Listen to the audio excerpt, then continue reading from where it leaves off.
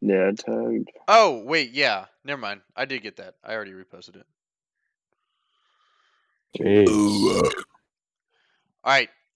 Is everyone ready? Up. This up. Mouw, I don't think I got you on there. Yeah, you did. Oh, I did? Okay. I think. Or I was on one from earlier today, I think. I don't know. Okay, good. Yeah, that should be good then. Is anyone not ready? How do you young people repost this? Should be in your messages just to add Yeah, it to your story. if you're added in it, Yeah, you got to be tagged in it though, or else it's. which I don't hard. think I tagged you. I think I fucked up on that one. Oh, nice going. Way to go, Brian! Fucking hell. Yeah.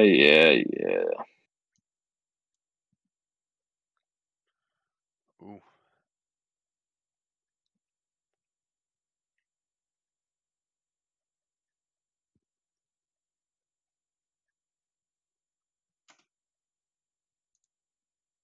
I'm almost done with my first beer.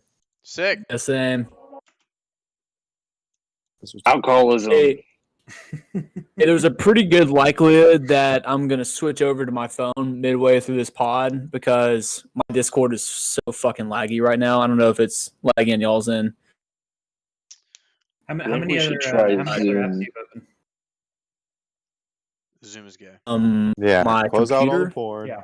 Close out all the apps that you're not using. I have everything closed. Yeah.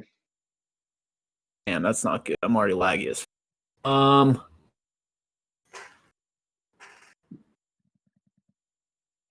Okay, hold up. I also try to restart my computer before this, just so it's Okay, kind I do that real quick. I wouldn't just close out the other apps. Yeah, Make it'll sure be fine. you right click and press quit.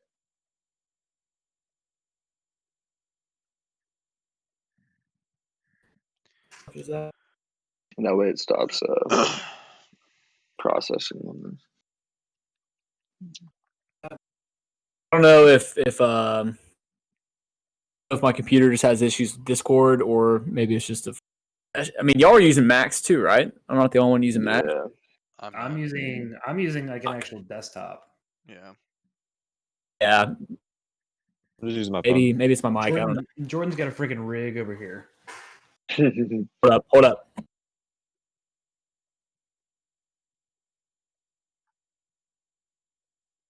Yeah, I won't really We can, talk about the Titanic this week. That's We can fine. take We that can out. try Zoom next because I spend all day in Zoom and it does not lag like this at all. Yeah, if you And it's accept communism. very easy. Are they Yeah. Chinese? They already have everything they want. Who cares? Yeehaw, yeehaw. Better. Yeah. Is it? Oh, Sweetwater's as old as me. That's neat. All right. Are we about ready? I'm ready. Is anyone not ready? And also, Been ready, dog. I turn on and off my camera throughout, as you know. So just like if somebody lags out, just keep rolling with it. Yeah. Yeah, All right. yeah. I'm gonna. I think I lagged out completely last episode. So Cool. Drive up real quick.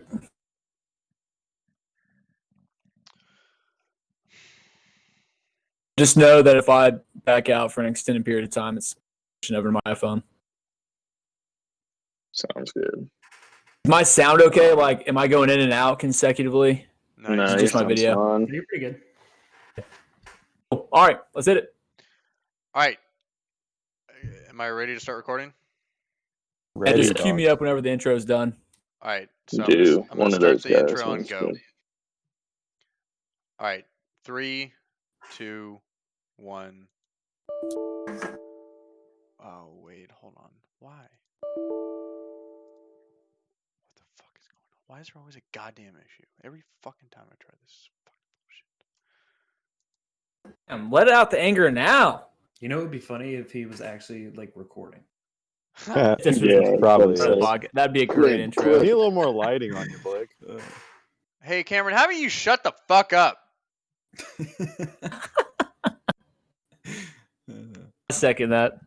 That's funny. An error occurred with your I output. mean, you could Wait. use just a Got little any more more light. dumb ideas? Ladle. You look like a fucking lobster. Oh, I know. Yeah, I don't know if I'm gonna be able to stream my screen. That's the issue. That bitch. That's fine. Fuck it. Alright. Yeah. All right, now we Just should fuck be good it. to go. Wait, did Alright. you take that part out? I haven't. I mean, so the live stream is going right now, but I haven't started recording. Is there a way That's to fine. edit the grid so the grid fills out more of the screen? Is that the problem? Yeah, it's Nah, still it's showing a fine. 6 square. Really? It's not for me. It's only showing Mine 5. shows 5. Interesting. Let's see what I can do. Oh, nice, Cameron. No. Don't change anything. That's perfect. No. Fuck you. No. Fuck you. No. Fuck you. Fuck yo. All right, are we ready? Yeah, as ready as we'll ever be, brother. Let's do it. 3, 2, 1, go.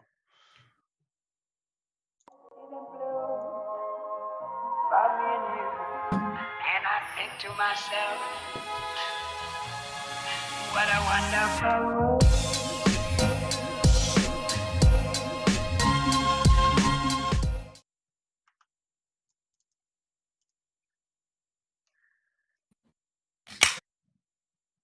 Welcome to Bona Fide Talk, ladies and gentlemen. Happy September. This is the first episode that we've recorded during September. Glad to be here today. We've got a special episode here for you today. First off, I want to introduce my co-host. As always, we have Blake Manser, we have Brian Eduardo, we have Cameron Campbell, and yours truly, Garrett Lusk. Like I said, today is a special episode because for the first time, and not the only time we're going to do this, but for the first time, we have our inaugural guest co-host, Jonathan Mouw. Hello. Hey, Yeah. what's going on? Welcome. What's going on? Glad to be here. Maui wowie. Yeah, we're glad to have Mouw here today. We've got an awesome topics here today that we're gonna run past you guys. We're gonna have a lot of fun. As you heard, I just cracked open one. You guys already know what I'm drinking, but boys, what are y'all drinking? Blake, let's just go ahead and get yours out of the way. All right. Well, still sporting the old Trump koozie here, but inside said Trump koozie, we've got a random beer that I picked up at Target the other day. So it's from Holy City Brewing, which is a local brewery in the town that both Mao and I live in, Charleston, South Carolina. And so this is the overly friendly IPA. So let's see how friendly it is to me. Cameron, I know Cameron would love this because it's got a little description on it, a little backstory. I know Cameron's a slut for backstories on a beer can. I'm not Yeah. gonna bore y'all with that, but yeah. So that's what I'm drinking. Give us the best adjective on the description. Let's see. I don't know. Friendliness, maybe. It's Okay, friendly. Yep, there you go. That's a noun.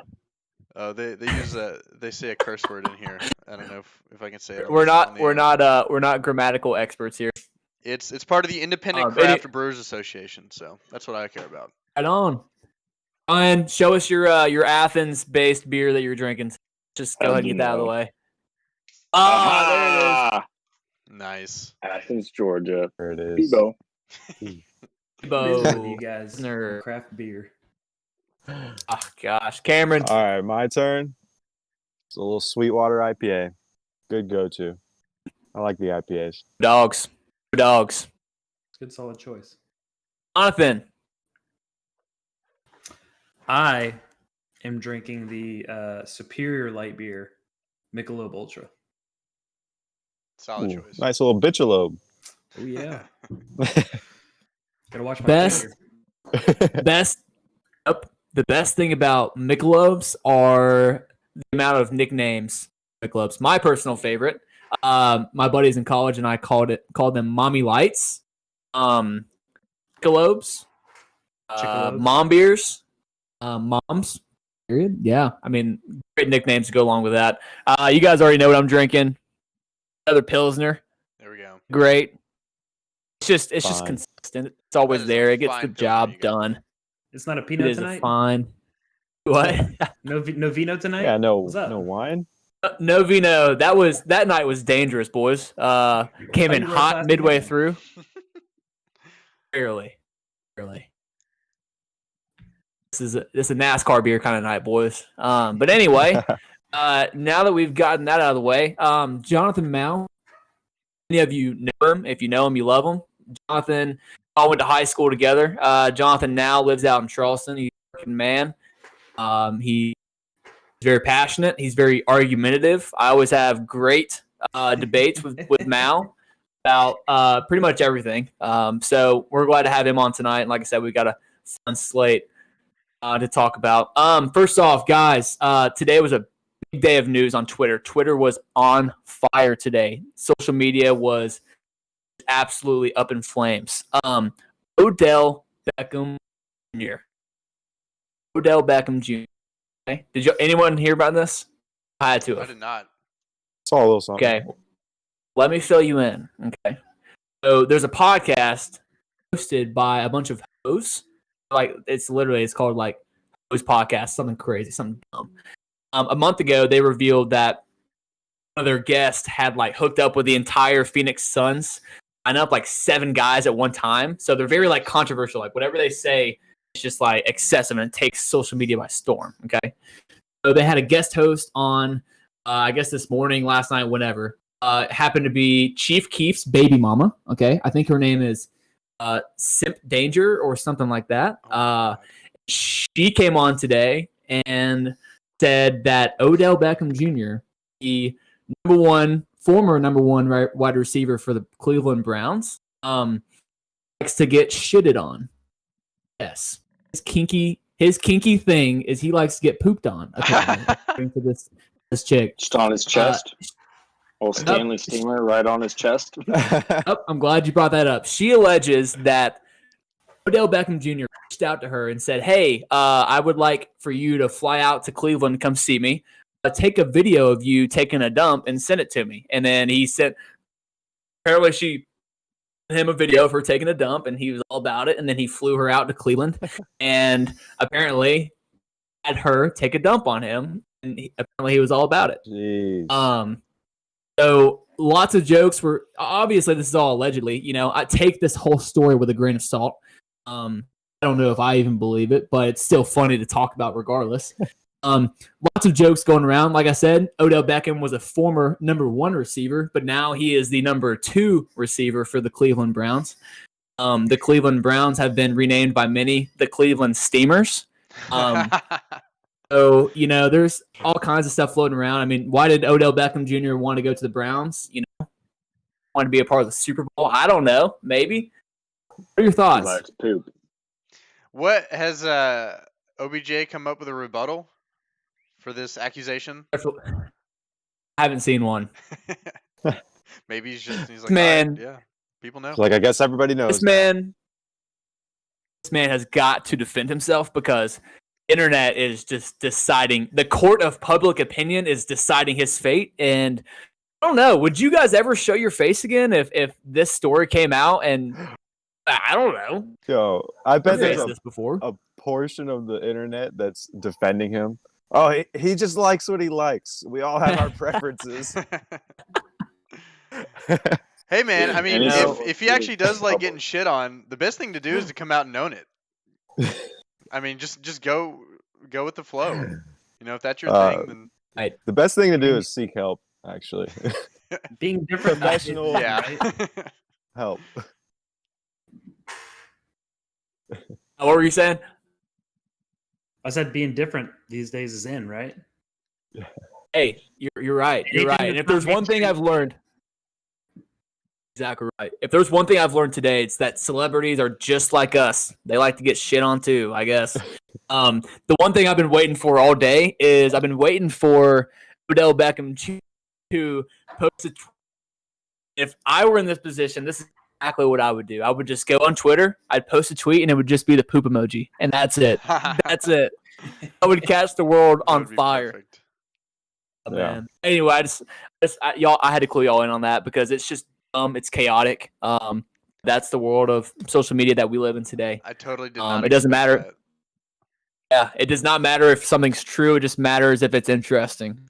Mhm. Hey, that's we the are. news we need in today's trying times. Absolutely. So, in other news, as you guys all know, we are the unofficial Tesla podcast. Our nickname is Bona Fide Tesla. We love the company, and we're hoping that one day we get sponsored. Big news today. Obviously, Tesla has been one of the hottest companies in the entire world over the last few months. They've gone from tech company to now the most valuable car manufacturer in the entire world. They have kind of hit a little bit of a stag.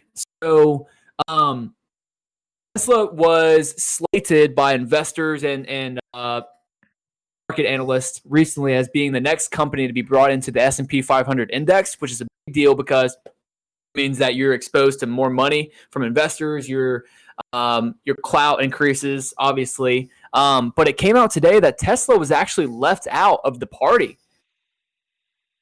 into the S&P 500 for a company named Etsy, which I think is just like it's like Pinterest, but you can buy stuff. So what are our thoughts on that, guys? Tesla getting left out on the street. Disappointing. Well, also, tech stocks specifically got hit pretty bad the past couple weeks, whereas right now, I mean, Tesla's down, what, 20% or something? 21% as of Tuesday. So I don't know how. I mean, it's all short-term fluctuations, so I don't know how much that really attributes to the S&P 500 and what companies get in there. I would think it's more long-term and then slightly growth-focused stocks, but I don't know. How much is a share of Tesla right now? I know All right, last time we so talked about it, it was like 12 or 1300, right? Yes. So I'm glad you brought that up. So Brian, your numbers were right. Over the last 7 days, Tesla has dropped 27% on the stock market. They're down from $450 a share to $343 at close today. So yes, I know that you brought up that they were $1,200-ish about a month ago, but they did a stock split. So basically, what that means is one stock of Tesla was split into four, like splitting a pizza into more slices. So if you owned one share of Tesla, you now own four. Its market value does not change. It just makes it more accessible to people who want to invest in Tesla but don't have $1,400 cash laying around. So you're saying if I were to spend like $300 on Tesla right now, I would only own a fourth of one share of their stock. No. You would No. own one No. share is like 400 something, so it had gotten up to like $1,800 or something like that. And a lot of the times, what companies will do if they're doing rapid growth, I don't know if this was the sole determinant, and I doubt it was, but they'll split it, so they'll dilute the share price. So it goes from, like, let's say it was a 4-for-1, so it was that 1,800, so to like $450 a share. But now the person that had one share, 1,800 or whatever it is, now has Oh, now four they have. shares. Oh, I see. 400. Yeah. Gotcha. So there's a couple different reasons why companies do that. But I don't know. It could take me back to fucking college days for finance major stuff. But I'm not going to go there on this. Basically, it's one pizza. One pizza, as I drew here on the screen, was divided into four slices. Same amount of value, but it's one share. It's just is 1/4 of the original pizza slice. So the people who owned Anyway. stock before they did the split, did their stock become more valuable? No, it's the same value. They just have more shares now. Okay, I see. I got you. Anyway, let's not get too down this rabbit hole. Let's just say that Tesla's been struggling over the last week. They didn't make it into the S&P 500, which their investors were counting on. Like you said, Brian, the tech sector has been cooling off in a large way over the last few days, about a week now. Tech had been booming over the last few months during the coronavirus pandemic, improving while other industries were struggling. And now there's kind of like a correction time to where the market got a little bit too hot. Now it's cooling down. Where this is going to go in the future, we don't know. But anyway, that's that. Any more thoughts on Tesla? Cameron, you've been quiet as an avid Tesla guy.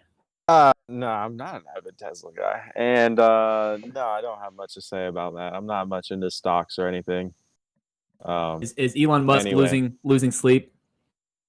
No, Yeah, He's he's an got alien like anyway. 16 other companies that he's got. We're good. he doesn't need sleep. Good. I'm gonna be. I think That's it. Elon Musk, like could not care less about the stock price of Tesla. I mean, That's it. same thing Point. like when he went on Joe Rogan and it dropped. Like he kind of knew that would happen. Like so, but then eventually it comes back up because of all the clout he got for being on Joe Rogan and doing that. You know, it'll come back eventually. So He he's a also smart guy. sold all his possessions, so I don't know if he really cares about monetary things like that. Yeah, I don't believe He that. also named his child. After a robot. So move on. Interesting. So Dude. anyway, keep an eye on that. Another thing to keep an eye on, just as my dog enters. Like I said at the beginning of the podcast, September is here. That means that fall weather is almost here. Right? If anyone has been outside over the last couple days, I don't know if Charleston's the same way, but Georgia's definitely been this. The weather's been nice, man. There's a little breeze. Like it feels like fall. You can almost smell the football in the air. You can smell the campfires. We're all going into it. We're getting excited. We're going into our closets and digging out our hoodies. Boys, what are y'all experiencing? How's the weather in Charleston right now? It's cooled down the last couple of days. I mean, instead of 95, it's been 90. Right? Hey, I mean, it's been a little nice, but I mean, it's still still warm. It's still 100% humidity every single day, so that's tough. Yeah. But Yeah, I walked out this morning to go to work, and I immediately noticed how cool the air was. I was like, "Wow, I'm not sweating as soon as I walk outside. This is kind of nice." yeah. Right. Oh yeah, no, absolutely. We're getting a little bit of a tease, whether it sticks or not, we don't know. But this actually kind of provoked a little bit of a thought, and I wanted to dive into this with you. So, fall, in my personal opinion, my favorite season of the year. It's my favorite time of the year. Football season's here. We got bonfires. You pull out your hoodies. I'm a big hoodie guy. You go to a pumpkin patch. You do corn mazes. Like, that's my shit. Okay, so here we are, right here on Bona Fide Talk. Going to power rank. Okay, we're going to go 1 through 4, and we're going to decide here today forever the best and the worst seasons of the year. Jonathan, Fall, summer, winter, spring. Bam. no, not that easy. Jonathan, what's the worst season of the year? Worst season of the year. Clear and obvious. Gotta be. Winter for me. 100%. Spring. Okay. Yeah, I agree. No, you're wrong, Brian. Shut up. I see. Well, No, I thought about spring though. I did think about spring because at least in winter, you have Christmas. You at least have like the holidays that are fun. Yeah. But Thanksgiving. spring, I mean, you don't really have a whole lot going on. You might see a stupid ass groundhog, and that's about fucking it. Yeah, and then you got It winter for sucks. 6 more weeks. So whoop-de-doo. Yeah, but there's a reason that homicide rates go up in the winter. Yeah, the lack of vitamin D. Correct. Yeah. Ooh, nice. There you go, we got brother. a listener. We got a listener. Dude, spring is the perfect season. It's not too hot. It's not too cold. Things are starting to bloom.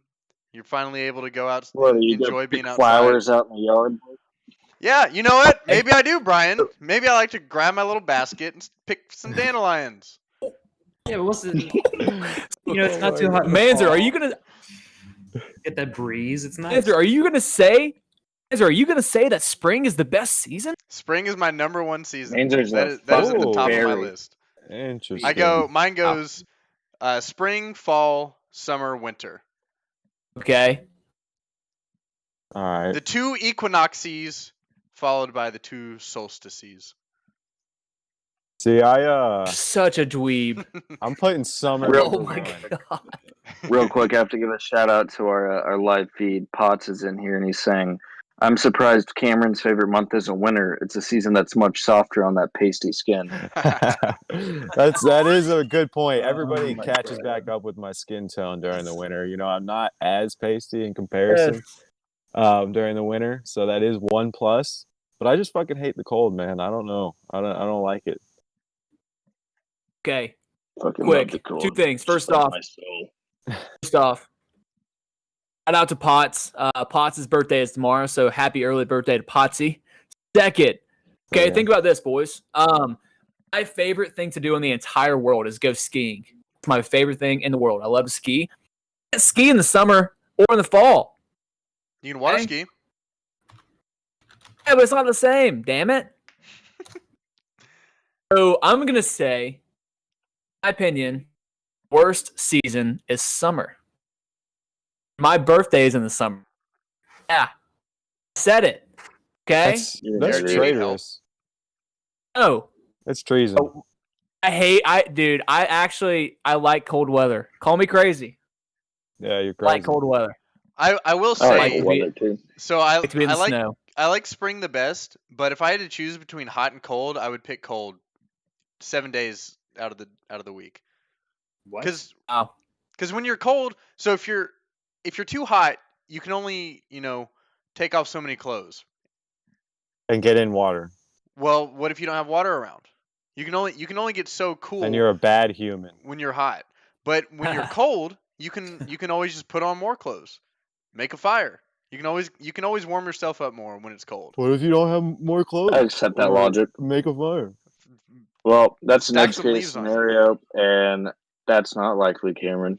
Yeah, you dumb idiot. Wow.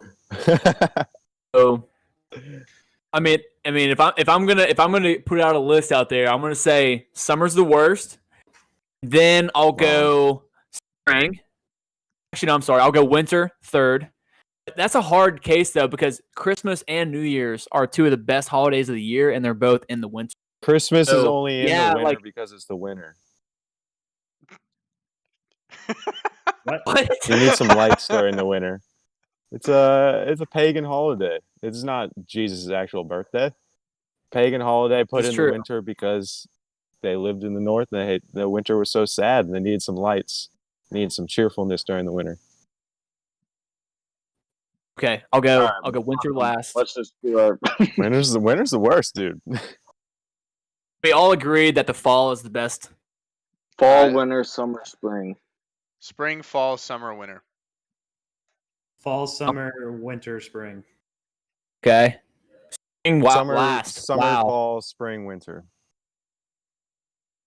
Boys, the spring is the fountain of hope. It's the bringing back of the sun. Birds are chirping in the air again. Yeah, if now? you're a fluffy That's only dandelion because of berry. winter. That's only winter's fault. Okay. You're saying the winter makes life hell, and then spring is awesome because we're just And glad then it's not spring's winter just the anymore. relief. Like, oh, summer's coming. The best season. Okay. Okay. A conversation has not been settled today, but we have presented some interesting insight. You don't agree that fall is the best season. It's wrong. So interesting. We'll keep that going another day. All right. So real quick, I don't know if you guys saw this today. Anzer, you brought up Joe Rogan. Okay. So I saw a clip today. Joe Rogan. Guess whose Instagram account clip of Joe Rogan was posted on today? Hashtag the real Donald Trump.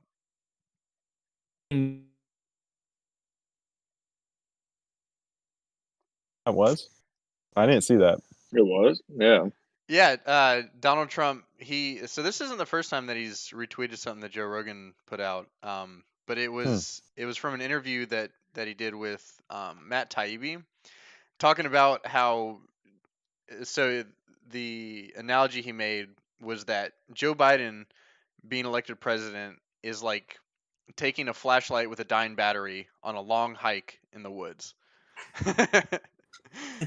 Probably not a good funny. idea, right? Yeah, no. You're gonna have a bad time. You're gonna have a bad time.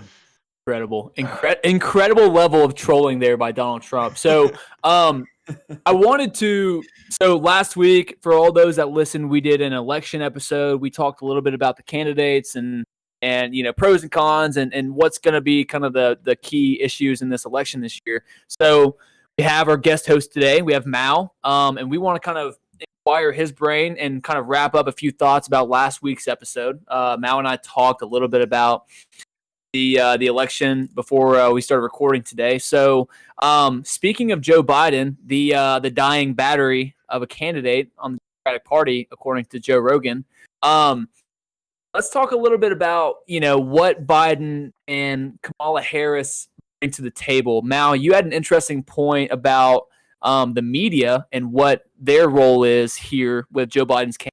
Want to kind of tell the crowd a little bit about that? I mean, so every week on the media outlets, what do you see? Pretty much. I mean, who's the one that's getting the shit on? Trump. Every single week. Trump. Right? Yeah. You never see anything about how Biden can't finish a sentence unless you follow Ben Shapiro on Twitter or somebody like that. I mean, he can't ever get out a full sentence with a coherent thought, let alone. He can't remember how many grandkids he has. There's a clip of him saying he was like, "Oh, I don't know, 6 or 7 grandkids. I don't know." I mean, that's There's plenty ridiculous. of clips of him. You want to put that man with the buttons to launch a nuke to lead the superpower of the world? That's crazy. I don't know. Yeah. Are there buttons to launch nukes? I'm assuming, Nah, there's Not the point. Good Damn it. Lord. No, Nah, I'm so just it's kidding. like I mean, honestly, both the candidates are super old. Joe Biden's obviously a lot older, but it's like having all of our grandfathers run for president. I mean, my grandfather, he's not around anymore, but I know all of our grandfathers probably aren't mentally fit to run the most powerful country that the world has ever known. Right.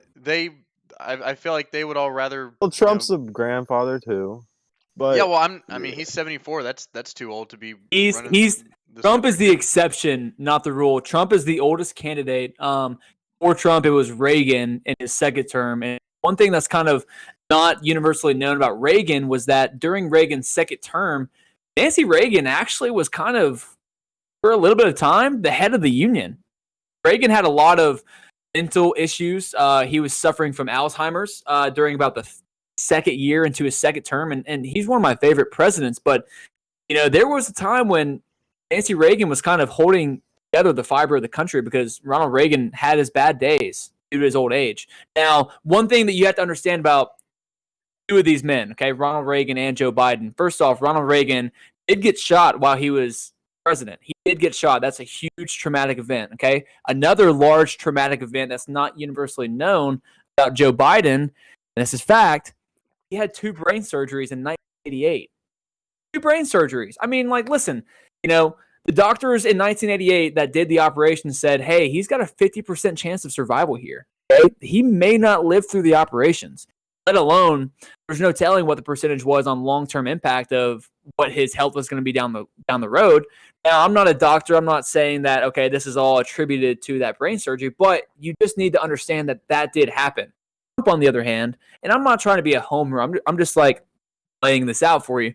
Trump, on the other hand, he obviously is like some kind of Energizer bunny. I mean, it's insane. We've never seen someone at that age with the energy and the output levels that he has. So it's just something to consider. Yes, they're both old. Joe Biden is 78, 82 by the time his first term is up if he gets elected. So, I don't know. What do you guys think?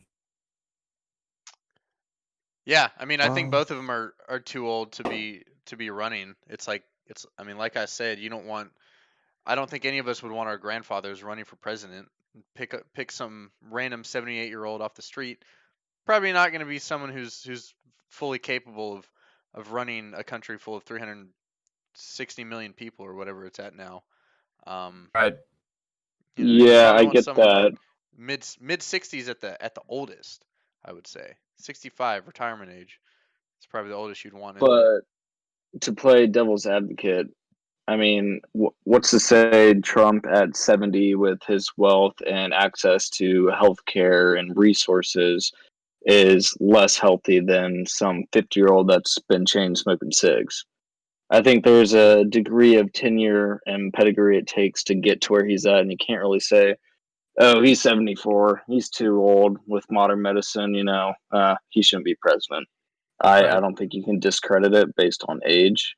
Maybe there's other ways to assess, mental competence and stuff like that. And as we've all kind of come to the realization, if that were the case, Biden would have been out a long time ago. Yeah, I mean, I just Adderall is a want hell to- of a drug. Ah, I Nice. just want to see a debate. Yes, Yeah. that's a good point. And And it'll never happen. that's a good point. It'll never happen. I don't think it will. Do y'all think a debate's going to happen? I really don't think it's Yeah, going we to. talked about doubt it it. last week. I'm I don't know. doubtful about it. Okay, so Jonathan. Okay, I don't have the quote in front of me, but I've heard a couple people talk about this. Do you think that the Democrats have accepted that Joe Biden is not yet, but maybe close to being senile? That they are comfortable with Kamala Harris being the president of the United States, given Joe Biden is unable to perform the job, even after considering that she did run for the election, the 2020, the candidacy for the Democrats, and lost very handedly. Do you think that the Democrats have accepted that, okay, maybe Joe Biden can't finish his first term, but we're okay with Kamala Harris going? Look, I think she fits the demographic that the news outlets want to show right now in America. I mean, she's a woman. She's African American. She's smart. She's articulate. She knows what she's talking about. She's very outgoing. She's assertive. And I mean, with everything going on in the public eye right now, of all the craziness of Black Lives Matter and everything, I think she fits the narrative of the news outlets of what they're feeding to the American people on a day-to-day basis. And I think that makes her an easy pick to be vice president for Biden and try to win over more votes. Interesting. Absolutely. Yeah, that definitely makes Okay, sense. Cameron, you want to add on to that, Blake? Yeah, I mean, he's talking about the same intersectionalism that I've talked about before. She's a woman. She's Yeah. African American. Fits that leftist ideological bill that they're looking for. So yeah, he's right on point with that. Okay, Blake. Yeah, I mean, I kind of shared my thoughts on Kamala Harris and why the Democrats went with her last episode, but Cool. they hit a lot of the boxes that your typical left-leaning person is looking for right now. They want a woman. For whatever reason, they think that gender is a deciding factor in someone who should run the free world. They also think color is an important factor in that too. So it's not really so much about her ideas as it's about her outward appearance that appeals to a lot of the people on that side of the Yeah. aisle. Very shallow boxes that she has to fill, and Yeah. and she fills them, but she doesn't really have much depth to her, and that's why she wasn't really high up there in like the presidential candidate, like the primaries for the Democratic Party, maybe a year ago or months ago. She doesn't have the depth that it would really take to win, but they don't really want depth right now in the Democratic Party. They just want somebody to beat Trump. Yeah. Like they don't Right. care. Like they really don't care. If And you that's why it's go those two.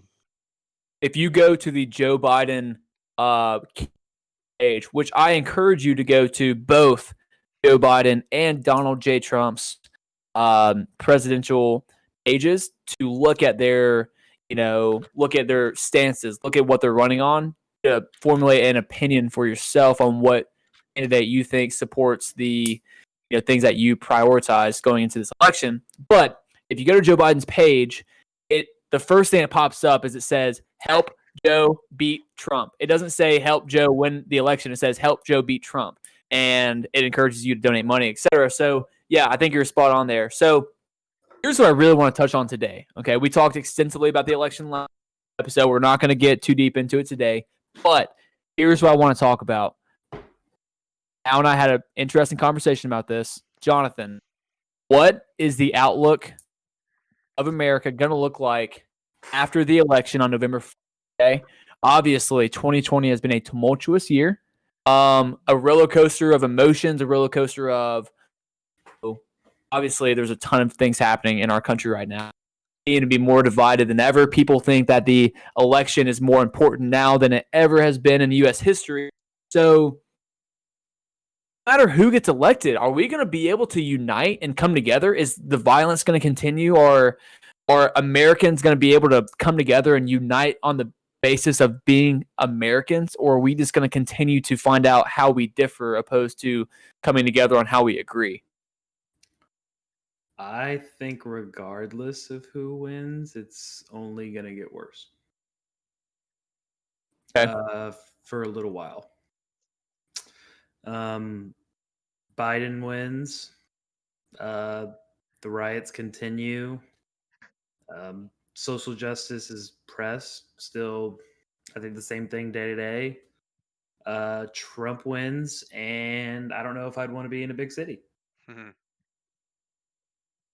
I really don't want to know what those I don't want to be in a big psychopaths on the city left either side way. are going to do. It's What just scary. What do y'all think? I 100% agree, and I don't think that the climate was this way in 2016. Obviously we were divisive. Obviously it was a intense campaign, and I don't know, man. I feel like throughout Trump's first term, we kind of came together under the commonality of our economy was thriving and our stance in the world felt like it was re-solidified. Whereas beforehand, we kind of felt like maybe we were falling a little bit from like a being like the power of Earth of our world. So what is it exactly that's dividing us? I'm not saying like one issue. Maybe it is an issue. I don't know. But why is it that now, here we are in 2020, opposed to just 4 years ago, we are even more intensely divided? What is it that's going on? Coronavirus. I think Okay. I think it's ideology. Yeah. There's very solid ideologies on both sides of the aisle. That if it's really it's a very binary narrative that exists in this country right now. You either think one way and you belong to one tribe, or you think another way and you belong to the other tribe. And there's so much hatred that exists between those two tribes. That's something that hasn't I don't think has really existed in America for a very long time, for probably more than 100 years since the Civil War back at the end of the 1800s. Um,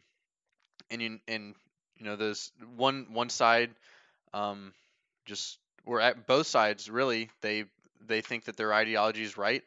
They think that their way of thinking is the moral way of thinking, and that if you think the other way, then either you're either a bigot, or on the other side of the aisle, you're a dumbass. We look at each other. We don't look at each other as fellow human beings. We're looking at each other as other, as enemies, really. Yeah. So yeah. That partially leads straight into this guy I've been interested in recently in past months, Yuri Bezmenov, and the stuff he wrote about. He wrote about the 4 stages of ideological subversion. So you're just talking about the ideologies currently that have such a strong foothold in the left and in the media. The 4 stages are demoralization. So that's like a lot through education and the media, like you're the victim, or I'm a victim of oppression. I mean, we've all been there to some extent. You know, it's kind of putting the blame on somebody else. And then destabilization. I think that kind of happened in 2016 when Trump was elected. For a lot of people, that destabilized their like view of the federal government, and just like kind of threw a wrench into things. Trump did. And then there's crisis, which we've seen recently a lot of. And then there's normalization. So there's going to be a lot of weird things that are normalized after a crisis. And so I think more crisis will come. We're in a stage of crisis, in my opinion. And November 4th is going to be a big turning point for that, and what the normalization after that is. What happens in the coming months. Yeah. What do you guys think an antidote Interesting. to the divisiveness is? How if you guys had like a magic wand and you were the the all powerful, could with just a flick of your wrist fix all the problems? What do you think? What do you think would do that? How do you think we can make this country come back together? Okay, real quick, let me jump in here because that's a great question, Blake. First off, I just want to say before we get off on a tangent, one thing I wanted to add here. We all know about George Washington's farewell address that he gave as he left the office back in the late 1700s, warning about factions becoming the downfall of our country, factions being political parties. And so here we are in 2020, a couple centuries later, dealing with this exact issue where factions are pulling us apart. They are dividing us. They're making us seem out to be more different than we really truly are at the end of the day. So, as far as my analogy here to this issue is, think about it as like if you're a sports fan, your biggest rival. Okay, so if you're a Texas fan, Mouw, hate OU, Oklahoma. If you're a Georgia fan, you hate Florida. If you're an Ole Miss fan, you hate Mississippi State. These things we take to the grave. These hatreds for our counterparts, right? That's kind of where we are. You drive your stake into the ground. You hedge your beliefs against this other team, and is what it is. That's kind of where I think we are with our political parties, right? So you pointed out earlier ideology and the subversion of ideology. So, right now we kind of stake our claims on what we believe. I believe in big government. I believe in small government. I believe in social justice. I believe in equal opportunity, whatever. And we live on that hill and we die on that hill, and then we are not able to find common ground. So to answer your question, Blake, what would I do if I were to fix this problem, if I were to wave my magic wand? Okay. I think that we are lacking in our country right now is empathetic leadership. Okay. So leadership really is the word that I think we're lacking. Empathetic, I think, is a way that we can kind of solve this issue. Okay. I am a Trump supporter. I love Trump, and I'm going to vote for him November 4th, if not earlier. But I do think that he lacks an element there, an it factor there of leadership, that he has an opportunity to bring our country together, and it hasn't happened. It hasn't happened in the last 4 years. I think he's done great things for our country. He's created opportunity. He's helped our economy grow. He's been really tough on our enemies and our adversaries, but there is a leadership factor that's missing there. Absolutely. So it's kind of a broad cop-out answer, but I think leadership is our biggest problem right now. I don't think that we. Sorry for the long rebuttal there. No, Yeah, and I agree with that. I almost, it's not even really a counterpoint, but almost a counterpoint to that is like, it's not necessarily any characteristic that he has right now, like that he presents. Because in the media, he's really not divisive. Like inside the U.S., he might say some shit about another country or people from another country, but like inside the U.S., he's very like together, except for against like the media and against like Marxist ideology. Essentially, those are the two things he just doesn't stand up for, like inside the U.S. But the media shows him as way more divisive than that, and I don't know if that's completely accurate of his current characteristics. I think there is an it factor that's missing from him, and I think that's just an overall look at his character. You know, he's just not the best human, and we've seen that. He's been in the view of the public for a long time, and nobody considered him an upstanding person before he was elected. Exactly. But you know, so I think that's kind of the it factor, is his overall character and standing in the view of the population.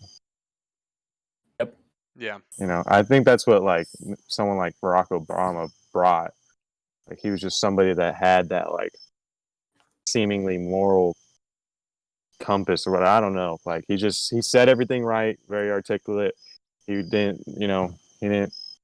attack anybody like personally. He didn't have any kind of weird past history or anything behind him. He wasn't a celebrity for decades before. Yeah. Yeah. I agree with that. I think Obama, while he didn't, have the best policies, in my opinion, he did have good character. It seemed like he was someone that you could look up to. Even if you didn't agree with him, he was someone that you saw as a leader. Yeah. Yeah. Jonathan, you wanna add in on this? No, man, I agree. I kind of agree with Blake, or I agree with all of it. I mean, I think leadership is currently. I mean, if you could take Trump's Twitter away, just don't let him say anything stupid. And maybe just led by example every once in a while instead of having to boast about everything. He's done great as the president of the United States, I personally think. And there's just unfortunate things that have occurred while he's been president. It's tough. Yeah. Ryan? Yeah, I agree with a lot of it too. As I've said before, I vote primarily based on economic results, and as we've seen with Trump, that's gone well so far. But I do agree his Twitter fingers can get him in some trouble, and I mean he's even admitted that with the interview with Barstool, where he was saying how back in the day, if you had something to say, you'd write a letter, you'd put it in your desk, come back the next morning, and see if you still felt the same way. And he's acknowledged, like with Twitter right out of his hands, like, he can't really do that anymore. And he rattles something off. 10 minutes later, he's like, oh, I wish I didn't say that because of his audience and reach through that platform. So, yeah, from an economic standpoint, it's very strong. So, Yeah. Okay, real quick, I want to make 2 points, and then we can kind of wrap up this election talk, get into more lighthearted stuff. Okay, so first off, I do inherently believe that there are two versions of Donald Trump. Okay, and if you do a little bit of research, you'll probably find this out too. Okay, so you have Donald J. Trump, okay, the man, and then you have the Donald, the image, the personality. Okay, and he's actually acknowledged that this dichotomy does exist. Okay, the Donald is what we see when we tune into Fox News and CNN giving an address. The Donald is who operates the Twitter. The Donald is kind of the person that we see in the public sphere a good bit. He's the tough personality, the abrasive guy. He's going to attack his adversaries. He's going to get shit done. He's just the Donald, right? That's just who he is, okay? But if you do some research and you kind of like do some behind the scenes, overview of the man and who he is outside of the public sphere, who he is when you get across from him and you're looking at him and you're meeting him, and you see him in his daily activities, he's just a normal guy, right?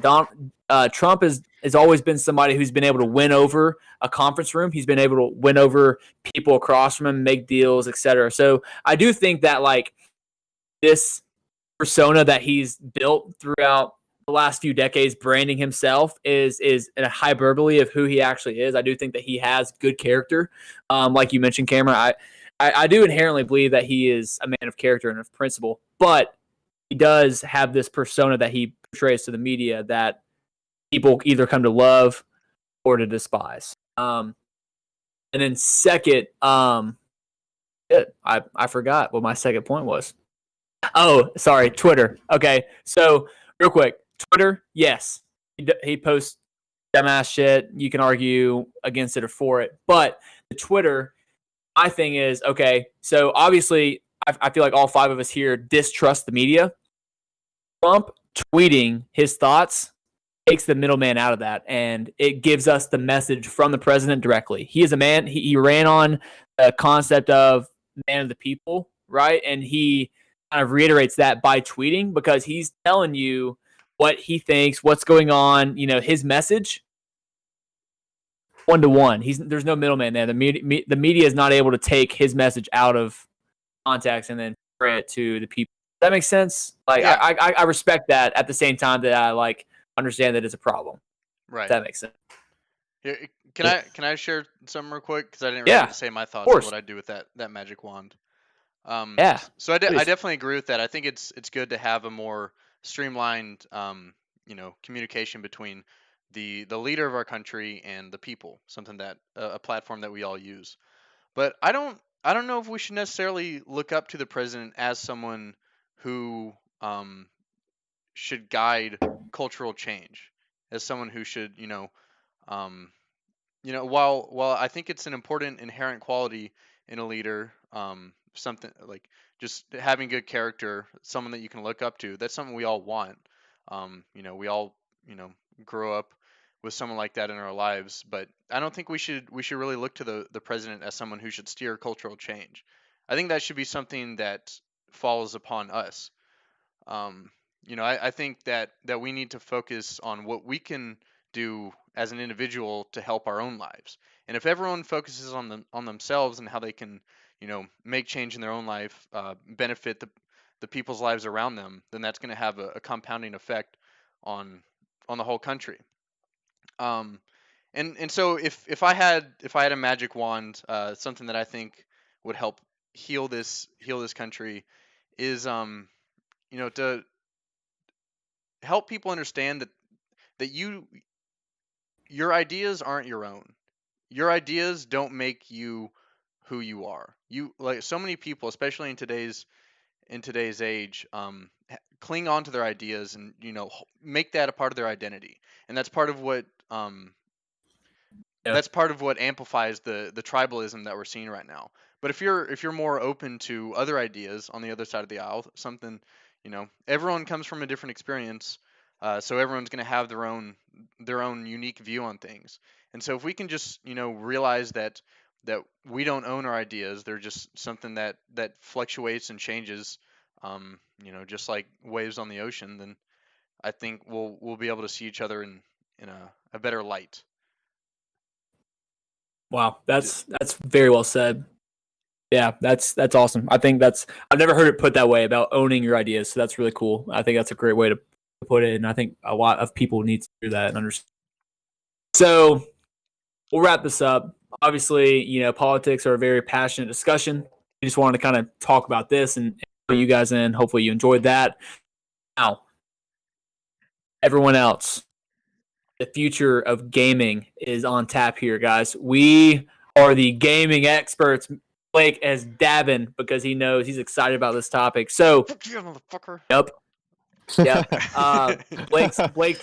Blake's holding a dinosaur in his hand. That'll be a dinosaur in 2025 probably. But anyway, so let's talk about gaming, guys. So, the way I look at it is actually I'm gonna leave it up to the experts. I don't even want to give my 2 cents. Mouw, Why is gaming such a more level playing field than sports right now? Y'all just take this away and just.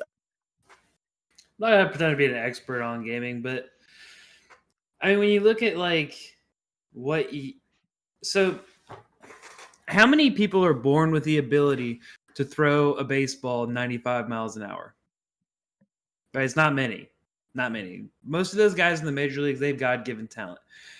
How many guys can go out on a football field and throw a dime like Tom Brady 5 yards across the line of scrimmage because that's all he does? And make millions of dollars doing it every single day. Not many people. How many people are 6'8", 200? I don't know how big is LeBron. 260. Pretty 6'8", big. 60. Running up and down a basketball court, dominating other massive humans. Not many people can do that. But what a lot of people can do is sit behind a computer screen for 8 hours a day and get really good at specific video games. And I guess just as a what really Fortnite started is now going to lead to kind of a future of competitive gaming where there's large potential earnings, whether it doesn't matter what game it is. I mean, you could be talking about anything.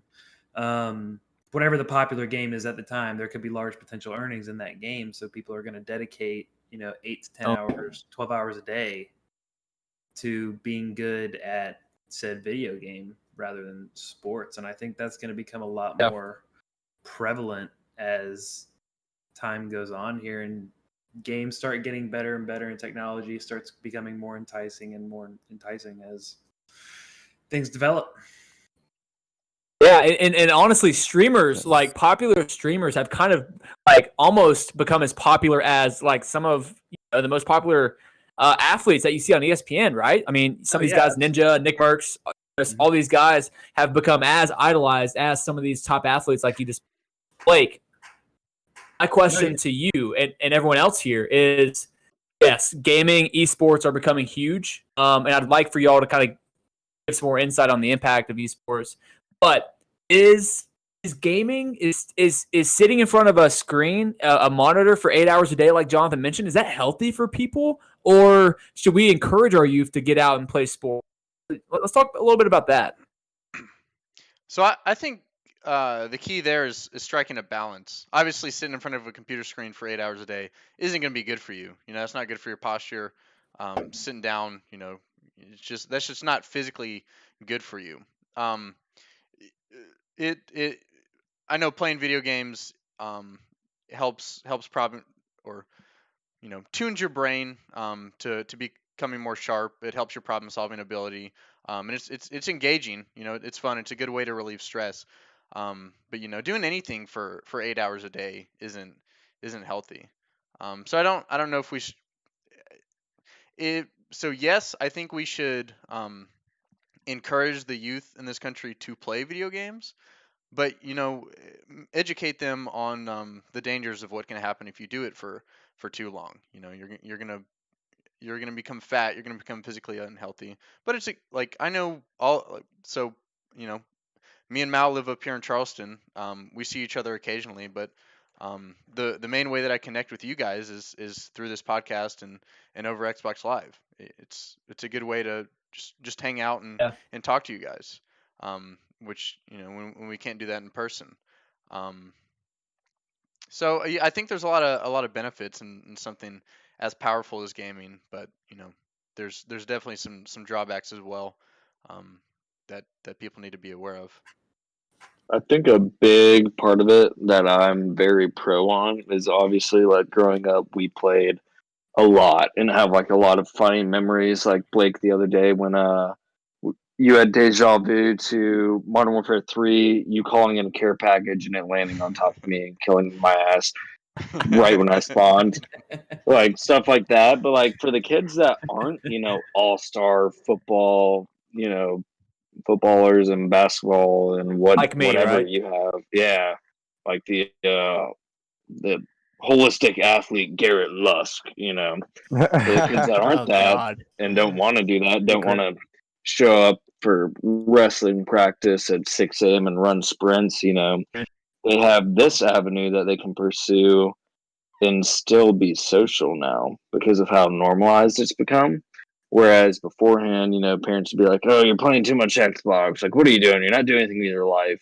Whereas now, you know, kids can idolize like Ninja, like other people like that have platforms to not only be like really good at a video game and like get something monetarily out of it, but form like a community and like form social interactions, albeit not in person, but still it's like there are senses of communities with these people that, you know, log in regularly to watch people's Twitch streams, stuff like that. So I think the positives way outweigh the negatives.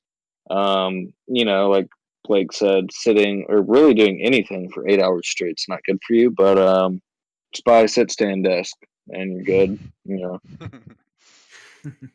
Just keep grinding. Yeah. Get a treadmill.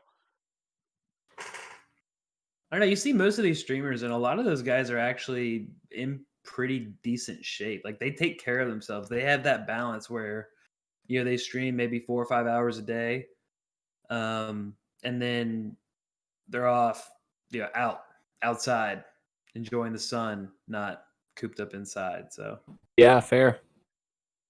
Fair. Yeah. So, Cameron, you're itching. I mean, it's hard with everything. I mean, 50, 60 years ago, parents might have said the same thing about regular sports. Like, why don't you do something better with your time than just shooting basketball or whatever it may be? You know, I think it's good for parents just to help their kids prioritize stuff, but also help them, you know, work towards and realize dreams, and either realize that it's not going to be a reality, or that if you really do just put in the work, then you can do something great. So I mean, it's really all up to the parents. But what's not good is when kids aren't parented properly and they really do just sit behind video games and just waste their lives away. I saw, or I've seen plenty of kids do that. You know, they're not really going to be good enough to ever become professional, but they straight up just play video games day in, day out.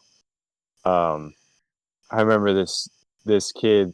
So, girl I dated's friend's little brother would just sat at home. He dropped out of high school and just sat at home and just played video games. Every time I was there, just playing video games day in, day out. Wow. Like doing nothing else. Wasn't good enough to be like make any money or go pro or do anything with it. Just like straight addicted. And I think that's the negative side of video games, but that can kind of happen with anything. So it just all comes down to good parenting, essentially, with that. Wow. Yeah, I think awareness and education on how to combat the negatives are an important part. I know for me specifically, I'll if I go through extended periods of time where I'm playing a lot of video games and I'm not doing much else in my free time, I'll start getting lower back pain. My shoulders will start hurting just from sitting down a lot, and I'll that'll send up a red flag in my mind. I'm like, oh shit, my body's conforming to this chair. I can't live like this. And then I went through an extended period of time a few months ago where I was running or doing some sort of exercise every day, and a big part of that was trying to combat some of the negative side effects of sitting down and playing so much video games. So I think it can be if you're aware of what can go wrong when you do something unhealthy. If you're aware of that, then I think it can be motivation to offset that and ultimately improve your life. Yeah, that's a good point. I think your point about balance is key there. And Cameron, you also brought up something too that's so interesting about like, okay, understanding what your upside potential is. Okay, so if I'm a basketball player, if I'm a varsity basketball player for my 5'10", I'm very average. I have average speed, average athleticism. I gotta understand, hey, yeah, my future might not be in basketball, right? There's a lot of guys out there bigger and stronger and faster and just overall better than me, and I should realize, hey, maybe I don't have a future in it. I think there's an understanding that has to be done with gaming too, where you're like, okay, yeah, I can go, I can get a 1.2 KD in Call of Duty, but am I good enough to be athleticism? I gotta understand. Hey, so my question, real quick, and we can wrap this up and continue moving on, is: are you kind of born with an ability to game, kind of like you're born with an ability to play basketball, to play baseball, whatever else? Or is this all just straight up hours and grinding? Like you just play like Ninja. Did Ninja play 12 hours a day for 20 years and realize, hey, now I'm pretty good at this? Or was he just born with that ability? I feel like esports is something you can way more easily grind and get better at. It's more attainable to get to the top levels in esports than it would be in like a physical sport where so much is dependent on your body and like your genetic makeup. Yeah. Yeah, to I'm some not saying there aren't extent. kids out there that are just like, for example, Reed Bowman just picks up a controller and is ridiculous at every video game he touches. Like, there are edge cases, but I think it's a hard argument to say like that Yeah, unless you're definitely. I really think esports are too new. Yeah, I mean, Mm. if you give it time, then the kids that do realize that natural ability when they're young. I mean, what kind of video games was I growing up with? I mean, I couldn't realize any kind of natural ability on my freaking GameCube. So, Yeah. I mean, the next generations to come will have a whole different thing. But yeah, it's I think there is some extent to where it is going to be natural ability versus just time, because there aren't like really 30-year-old gamers, even if they play 12 hours a day or not. It's just like your mind slows down. So Right. some people are born with faster or have been able to develop throughout their life faster minds than others. So Yeah, I think at the I top like that. level, So it's more about genetics and hard work. If you're going Cool. to be the best of the best, but you know,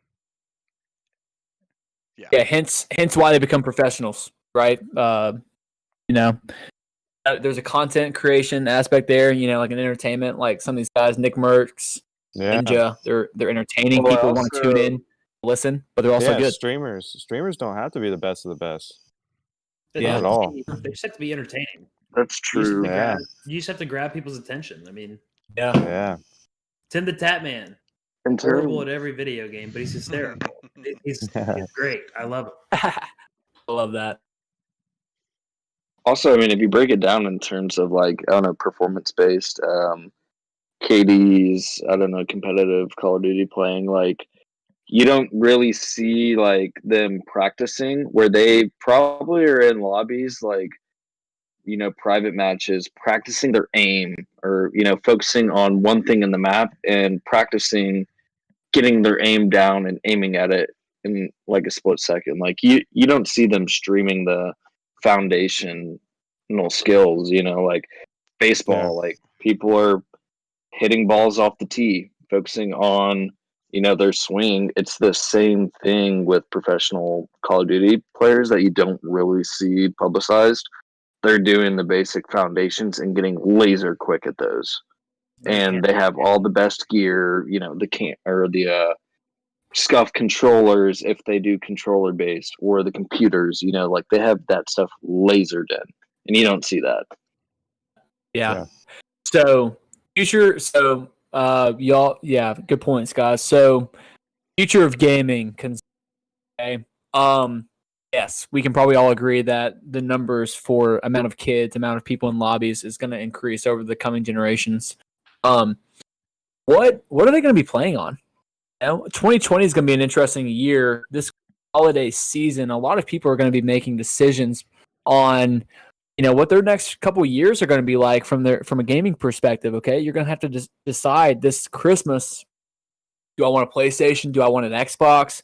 Cameron, you're thinking about building a PC right now, opposed to maybe doing one of those two options. Okay, so Jonathan, start us off real quick. You're sitting at your brother. He's a streamer. He's a damn good gamer. I've watched him play. He's Very good. He's very baller. Right out of Jordan. He plays on PC. He's got a badass rig. With all the equipment, he built the rig himself.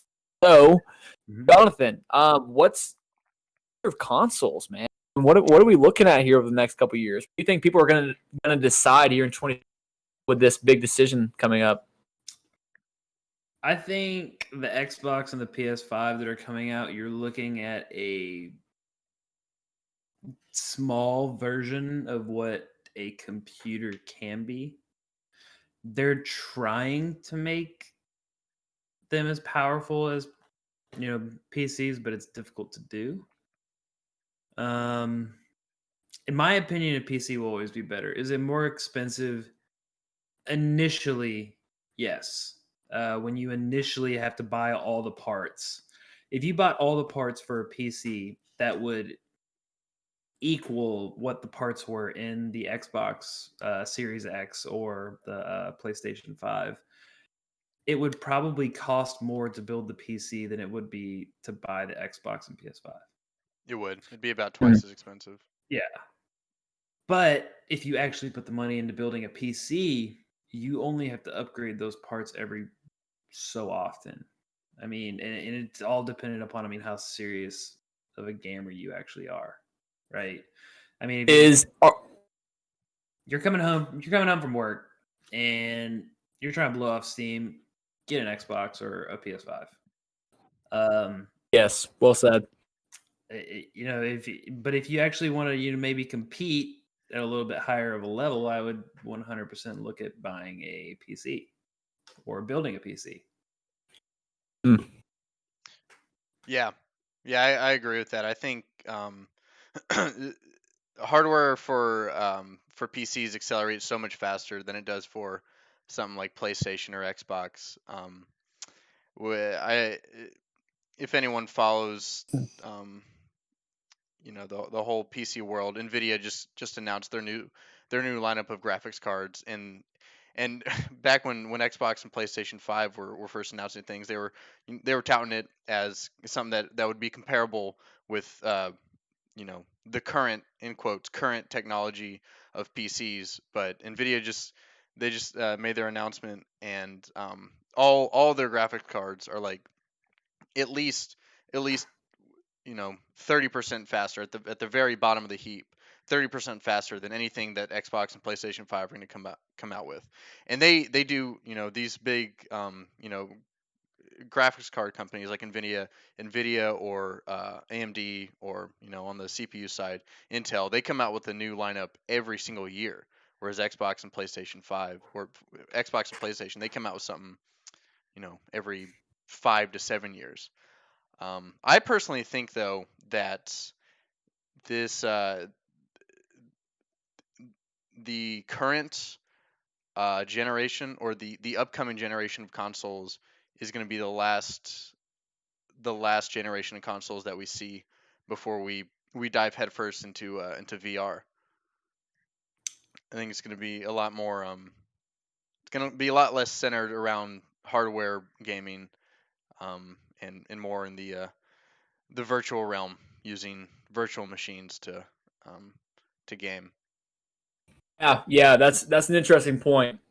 First thing that I want to point out, and I want you to go deeper into this discussion. Okay, first off, should competitive gamers and casual gamers, like you mentioned, okay, some guys just want to come home from work, blow off some, hop on COD, play with their buddies. Okay, some guys want to hop on their PC.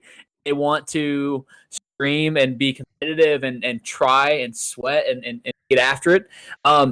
Should competitive gamers and casual gamers be distinct? And then actually, go ahead and y'all take over that real quick, and then we'll move on to the future of VR. Real quick, I'm going to interject. Lusk, are you in the YouTube chat? Yes, I am. I'm talking shit about us to our YouTube I was streamers. So confused, dude. Bad joke. All right, keep going. The answer to that question is yes. That's exactly what I was thinking when Mouw was talking about the separation of the PC and the Xbox, and how PCs are essentially twice as good. And if you want to be a serious competitor, if you want to be serious and compete going forward, then PCs are out. I kind of hope that does separate people to some extent. I don't like how right now I can get in a lobby on COD with people with PCs. Like, I hate that. I'm on an Xbox One from 2013. Like, how am I supposed to compete?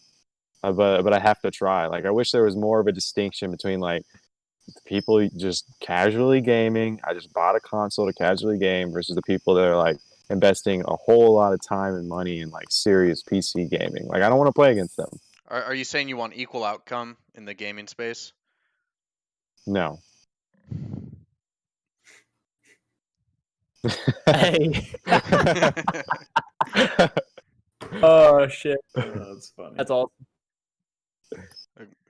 Okay, so all right, yeah, I do think that that might be an answer. Splitting PC gamers from console gamers. I wouldn't necessarily take my claim on that because I do like that all platforms get to play together. I do think that that's revolutionary, and that was kind of brought upon by Fortnite.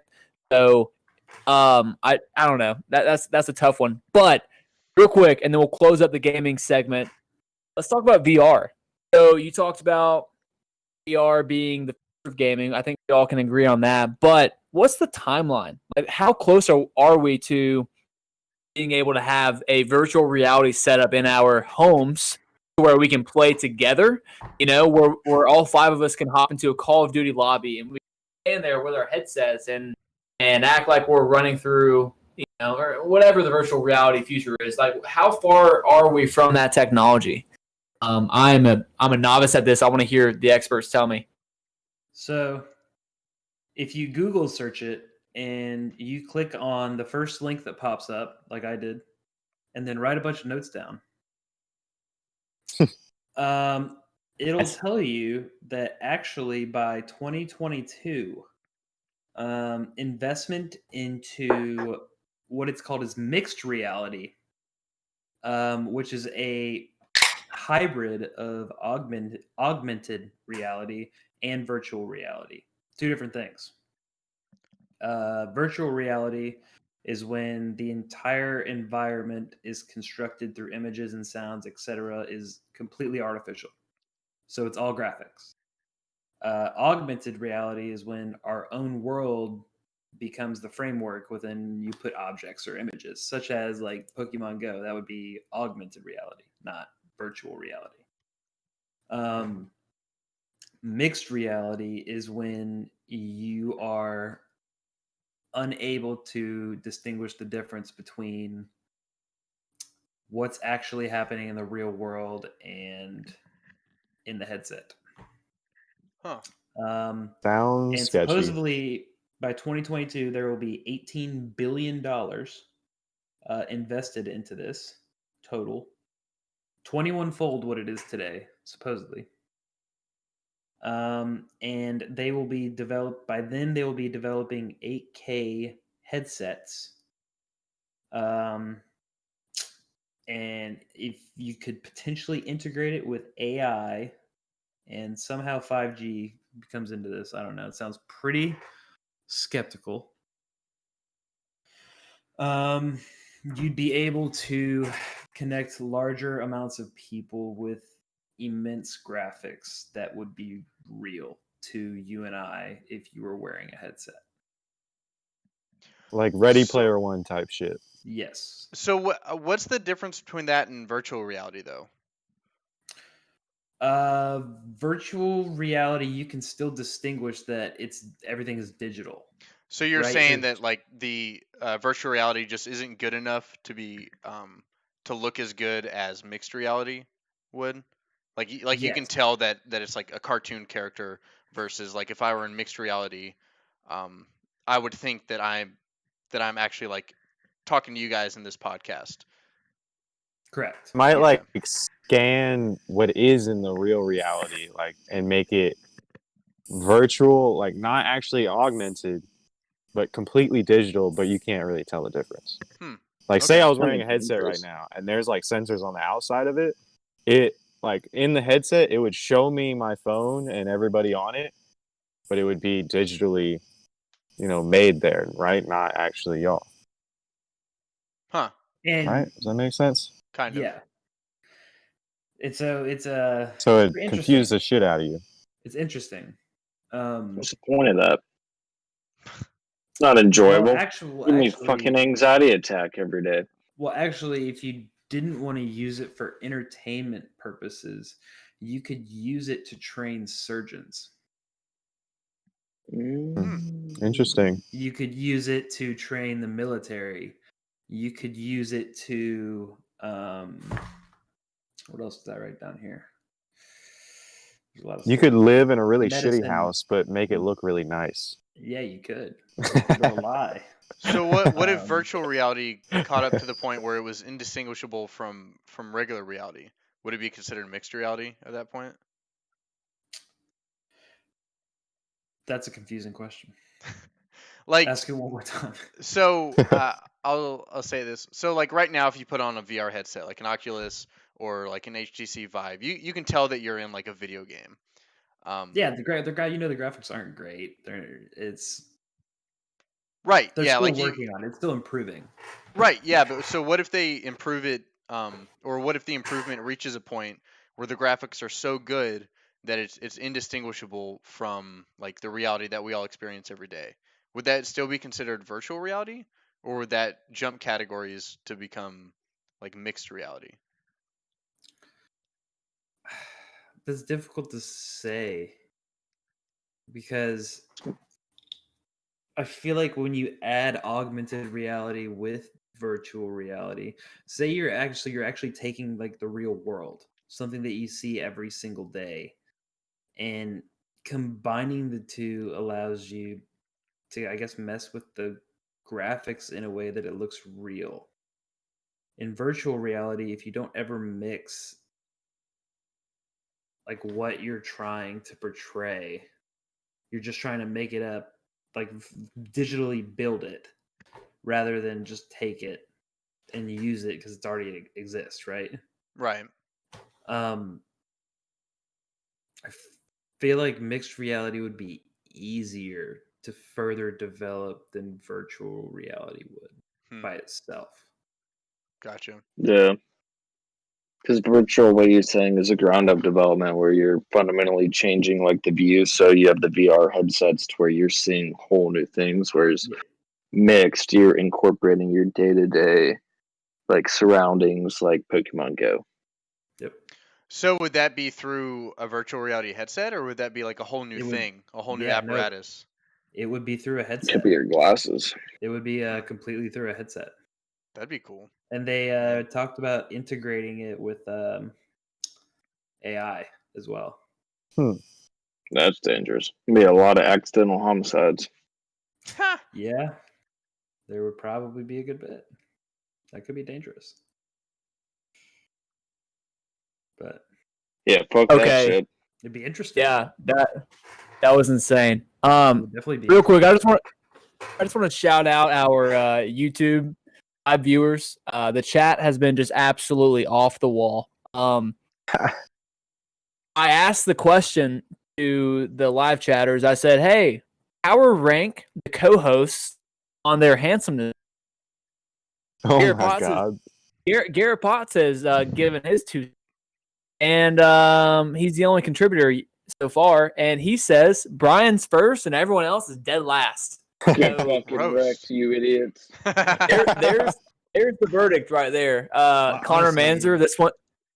I mean, damn, I'm feel disrespected, but I can't help but agree. Connor Manzer, this one's for you. 100%, bro. 100%. I don't think I've said it enough on this podcast so far. So there you go, bro. This one's for you. 100%. Anyway, yeah, that was awesome. Glad that y'all were the experts on that subject because I don't know I'm nowhere near smart enough to be able to talk about AI and VR. So, but speaking of me not being smart enough to understand things, can you guys please explain to me this gaming term that I do not understand yet continue to use and probably not correctly, but meta. I don't even know how to pronounce it. What does it mean? You're a meta. You're a meta. You're a meta.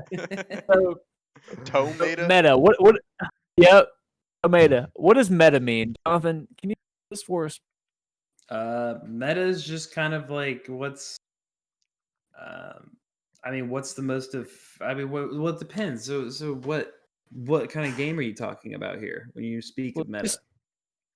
You just use some game and then create an example so that I can further understand. A picture for me. I don't know. Okay, so I guess we'll use Call of Duty for an example. Okay. What's the best gun in Call of Duty right now? What's that shotgun that's lighting people on fire? It's cheap. 725, The baby. 725. Yeah, that one. So that would be the meta, I guess, and if you would pair that with like use overkill, use an assault rifle with it, that would technically be the meta. Do you have to do that, or shotgun secondaries in that game? I don't know. No, they're primaries. Okay, so you just So like one man army noob tube back in the MW2 days. exactly That was the meta. With Exactly, Danger Close yeah. Pro. exactly. The Interesting. meta. It's just the most effective weapons for you as an individual. Okay. I guess your meta. I guess you can. Okay. Make it All your right. meta. Let me but it's translate only- this maybe to another ahead, Cam. video game. So Cristiano Ronaldo is the meta Oh in god. FIFA. You and your fucking FIFA. Interesting. Technically, yeah, Blake's- I Blake's guess you could say pissed. that. I mean, Messi's better, but I mean, in real life, but not in FIFA. So is Okay. meta Right on. verbiage that is only applicable to gaming, or is this something we're going to start seeing all over the place? Like Garrett would not be the meta hairstylist. Roast. Oh, do not I- disrespect the mullet. I guess if I'm people shitting all over that atrocity you got on your fucking head. Get a haircut tomorrow, so whatever, dude. I hate Turn no- up. I'm in your head. So, real quick, before we move on to the next topic, power rank the greatest hairstyles of all time. And if it's not mullet number one, you're wrong. That's fucking stupid. Let's talk about Call of Duty. I know, I'm just playing. It's mullet, and then nothing else matters. Just respect the mullet, dude. Come on. Okay, No, I got shit all over it. I'm glad you do. So It's like y'all tell me OBJ. real quick. Sir, bingo, baby. Call of Duty Cold War is coming out November-ish. November Fall-ish. 13th. Tell us Ooh. November 13th. Thank you, Jonathan. So Country might be tell burned us down by what then. y'all know. Yeah. Yeah, it might have. Tell us what you know about Call of Duty Cold War. We saw the trailer. The Reagan trailer was just impeccable. It was sick. Blake had chills watching it earlier. Is it going to be a good game? I mean, should I go ahead and pre-order it? Do I buy it? Guys, y'all I tell me. haven't seen What's going on? anything on it either. I haven't even watched the trailer. I'm I just haven't trying watched to the trailer. I haven't watched the trailer. kick either, it to down be the honest. road. So What I Yeah. do know about it is it's 141.6 gigabytes. holy Jeez. fucking shit. I mean, that's Wow. that's the problem with Call of Duty is they I have need a to new hard spend drive. they have to spend so much into getting the graphics to be so realistic that the game becomes so huge that people have to end up deleting half of what they have on their hard drives to be able to play it. It's kind of crazy. And you pay what $60-$70 for the game, whereas compared to 70 for the Fortnite new and games, a couple right? other. Oh yeah, Yeah, yeah. So you $70 pay for the new $70 games. for this game, and you can play Fortnite for free. Well, that's just the trend, man. I mean, data is going to get bigger and bigger as computer technology progresses. Like back in the 90s, a 1 megabyte hard drive was like thousands of dollars. 1 megabyte now is what 1 second of our voice takes up in this podcast. Data is no, just going to keep absolutely. getting bigger. No, absolutely. But so the bottleneck there is like the storage that actually comes with the consoles. So like our Xboxes all have either half a terabyte or a terabyte of storage standard. It's probably up to the console and hardware and other hardware manufacturers to start upping that storage to handle these larger files. Because if you've got like a 10 terabyte hard drive, a 140 gigabyte game isn't going to mean shit. No, I agree. Yeah. Yeah. So 100% agree. yeah, that's where the bottleneck is, I think. I was speaking primarily for the casual gamers at home. Yeah. After work. My 500 gigabyte Xbox One. 500 gigabyte Xbox One. Yeah, that's what I'm playing on right now, and it's struggle bus, man. Yeah. Yeah, you pretty much can have one game on a at least Call of Duty Modern Warfare on a 500 gigabyte Xbox, and that's about it.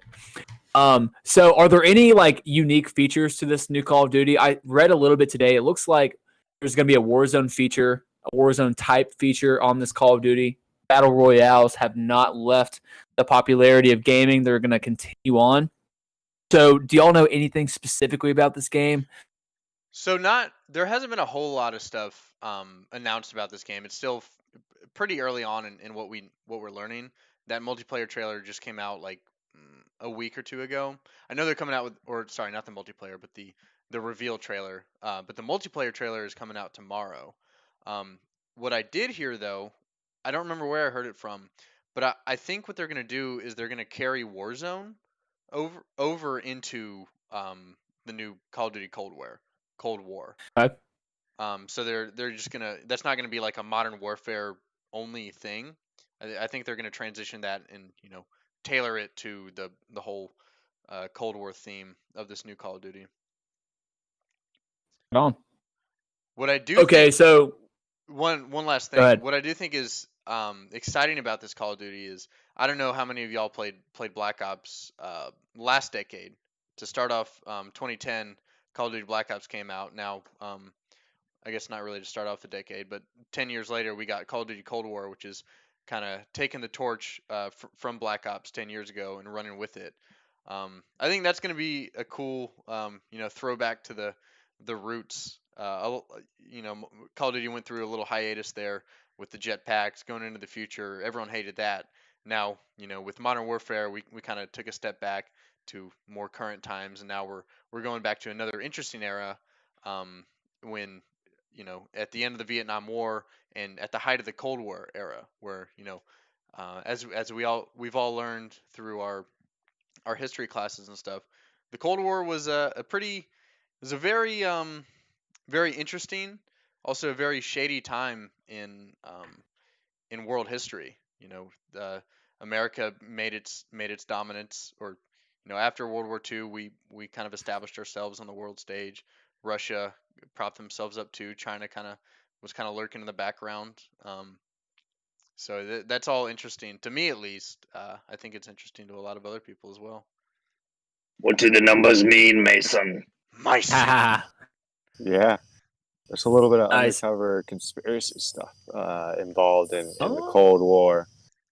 And Cameron bringing up conspiracies. Cameron is our in-house conspiracies. Cameron is our in-house conspiracy expert. So Blake, thank you. Blake and thank you for that beautiful transition. We are now going to talk about some of our favorite, or at least most interesting, conspiracy theories. Blake, please do us the honors of kicking us off. With your beautiful transition there. The conspiracy theories? Hell yeah, man. Let's do it. All right.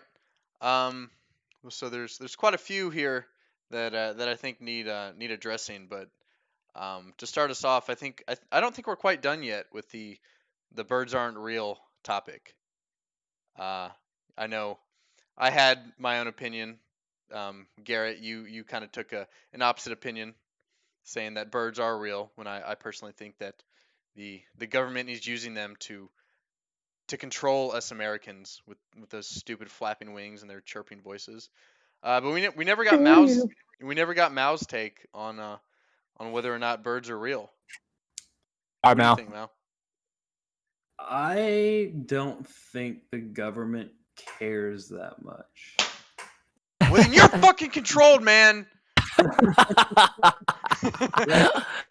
Damn. I don't think they're on every single person's phone, watching what kind of porn you watch. That I don't think they care. Like the average American, I don't think they care. Are some people probably on a list based on what they search on Google? Maybe. There's probably some red flags on some people, but I don't think that I don't think they care that much. So you're telling me that I'm not relevant? Are you telling me that I'm not relevant in the eyes of the government?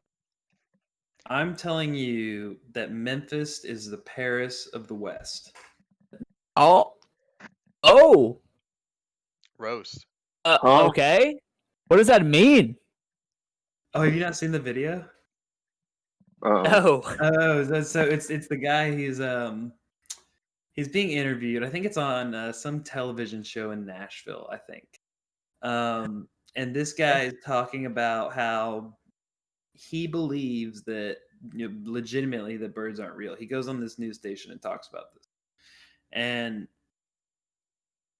it's just hysterical. It's Yeah. so funny. Yeah, he's so passionate about it that you can't tell if he's actually faking it or if he truly believes this. I mean, he's a great actor. It's awesome. And he just goes into this elaborate story about how during the 1950s, the United States government killed every single bird in the world and drone cloned them all.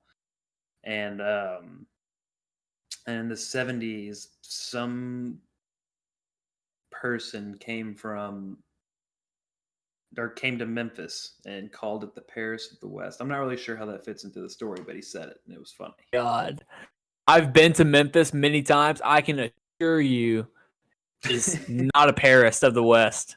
I can assure you. Have you seen that Bass Pro Shop, brother? Yep. Been there, done that. They got ribs. They got good ribs. Yeah, they're okay. But yeah, no, I mean Memphis is cool, man. But it ain't no Paris of the West. I can tell you that. Cameron, speaking of people who will die on their hill, who are passionate about their concept, tell I'm me not dying about. on any hills. No. Yes, you are. Is that Yes, because you the are. Earth is flat? There's no hills. Those aren't real. Tell us why the Earth is flat. Why mountains are just old trees. Why trees are just bushes, and why ice walls keep the oceans from flooding off the side of the Earth. Tell us why the Earth is flat. Oh, I don't think any of that stuff is true. Being modest.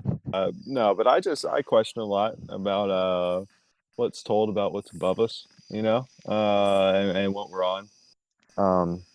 But, there's a bunch of interesting theories going back and forth. Everything's still just theory. Nothing's really proven until I see something proven by the scientific method. Then I'll believe it. It's all one big simulation until proven otherwise. You just go skydiving. I mean, if I did, then I'd probably just see something not even as dramatic as what the guy, the camera saw from that guy that did the highest jump ever. The highest skydiver ever. Remember that? It happened like 4 or 5 years 2012. ago, I think. 6, 7, Red 8, Bull. 8 years ago. Yeah, that Red 2012, Bull yeah. guy. Yeah. So, I mean, you'd see less than what that camera saw, and that camera saw a flat horizon. So, Did it? Is that proven by the scientific it method? did. Not by Or the by the video scientific that method they, because we couldn't played to you. replicate it multiple times. What if I told Blake. you the Earth isn't What's up? actually a sphere? Okay. First off, Blake, I want you to tell us about the basketball and the paper plate. All right. So as you all know, I'm probably more of a hardcore believer in the flat Earth conspiracy than Cameron. Honestly, I don't know if I would go so far as to say as we're more of a flat convex shape.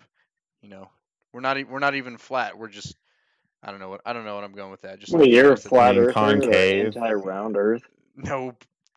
Yeah, Brian, and here's how I'm going to prove it. All right, so imagine you got a basketball in your left hand and you got a regular old dinner plate in your right hand. If you pour water on that basketball, what's the water going to do? Well, it's gonna drip off, dumbass. But if you pour water in the plate, then it's gonna stay on the plate and just make a nice little pool. I mean, can science explain that? No. Earth is flat. Bush to 9/11. Wow. That's funny. Debunked. So Garrett Potts in the mentions here says, if you think we went to the moon, you are insane. What do y'all have to say to that? Did we go to the moon? Yes. I don't think so. Are you just ignorant? Do you just believe what they tell you, Blake? I actually in one of my public speaking classes in college, I actually did a speech disproving, in quotes, the moon landing conspiracy.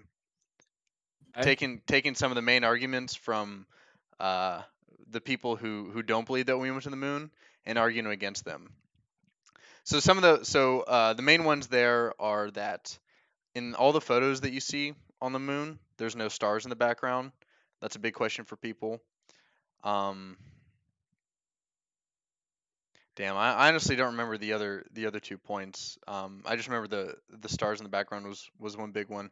But so with and I'll just explain that one. So the reason why you can't see stars in the images on the moon, well, so the reason why you can't see stars on Earth during the daytime is because the atmosphere, collects it refracts a lot of the light from the sun, which is part of the reason why the sky is blue, and all the rays coming from the sun refract off the water particles in the sky at a certain wavelength, making the sky blue, blocking out the stars that surround the Earth. But on the moon, obviously, there's no atmosphere. So a lot of people are like, well, if there's no atmosphere on the moon, why how come you should be able to see stars in the pictures, right? But for a similar reason why you can't see stars on Earth during the day, the photos that were taken from the Apollo 13 mission happened during lunar daytime. So it was when the sun was shining on the surface of the moon. And so that light was reflecting off the surface of the moon, which is, it's a bright surface. It's a light gray. White is a very reflective material. And so that was shielding a lot of, all the stars that would, make up the background of that image. Another one is the Van Allen irradiation belts. One common thing is that people say that the astronauts who traveled to the moon wouldn't be able to survive the radiation that exists between the Earth and the moon, because those higher energy photons that come from the sun would be able to pass right through the hull of that spaceship and fry the astronauts, essentially, kind of like a microwave, fries your food. But Dr. Van Allen himself, the guy who discovered those radiation belts, said that the materials on the the craft that they took to the moon was enough to shield enough of that radiation to protect the astronauts inside, and also the amount of radiation that, because the astronauts were exposed to a fair amount of radiation, but the radiation that they were exposed to was about as much as what a typical airline pilot is exposed to during a year of regular flight time. So it was a thing that they had to deal with, but it didn't fry them. So that's my rebuttal. Okay. Interesting. Hey, Mouw. Yeah. So Hitler didn't die. Hitler's still alive? That's one of the conspiracy theories, man. It's definitely an interesting one to look into. Supposedly there was never any body found when he committed suicide. Nobody ever recovered the body. Nobody could ever physically prove that he committed suicide. Wow. And there was a rumor that he fled to South America Blake, correct me if I'm wrong. Chile, is that right? It's either Argentina? Chile or Argentina. I think it's Argentina. I think it's Argentina. It might be I both. think I think it was Argentina. And him and some of the Third Reich of the Nazis lived out the rest of their days just chilling in South America with a lot of treasure. Yeah. From Talk about the treasure real quick. history. They had some weird things, man. I heard there was a story about a guy who, I guess, asked the right local in South America, and this guy blindfolded this. I think he was a reporter. Blindfolded him. Took him 2 or 3 hours out to the middle of nowhere, into a cave, and there was all of these. I mean, millions and millions and millions of dollars worth of artifacts that went missing that the Nazis had taken. That they had And brought over from Europe to South America? Yeah. Oh, wow. One of these things that was considered to be lost in that cave is I'm gonna butcher this name because I can't remember exactly what it is. I think it's called the Spear of Justice. It's the spear that pierced Jesus Christ.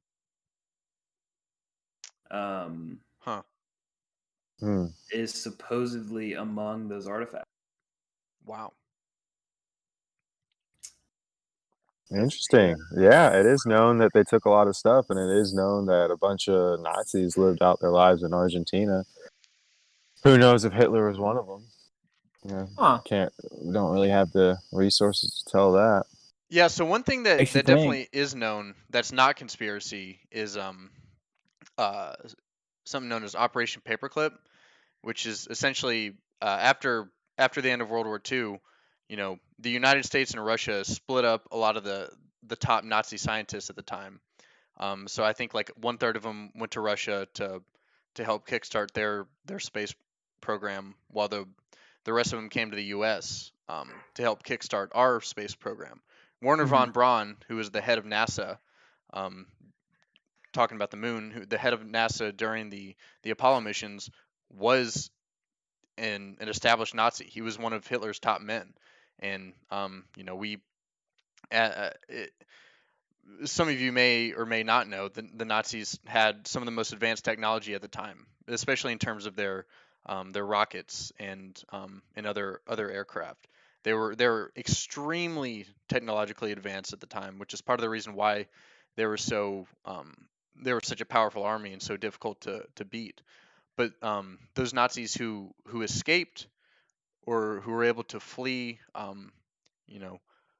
the group of Nazis who came to Russia or America did end up going to Argentina and Chile and other parts of South America. That's not conspiracy. That's like a proven fact. There's actually established towns in Argentina that are like all from the all descendants of prior Nazis, like just centralized towns completely made up of white people when most of the population in South America are of Hispanic descent and other like indigenous people from down there, and they're all the descendants of former Nazis. So it's interesting to think, knowing that Hitler's body was never recovered. Maybe it is possible that he made his way to South America, and that part of history was lost. He could have also gone to Israel. Okay. Who knows? You hide right under the nose. Yeah, that's genius.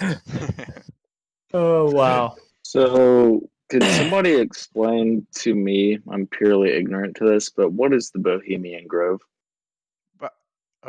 Yeah, I'm in the dark. Ooh. Shifting gears. I want to know.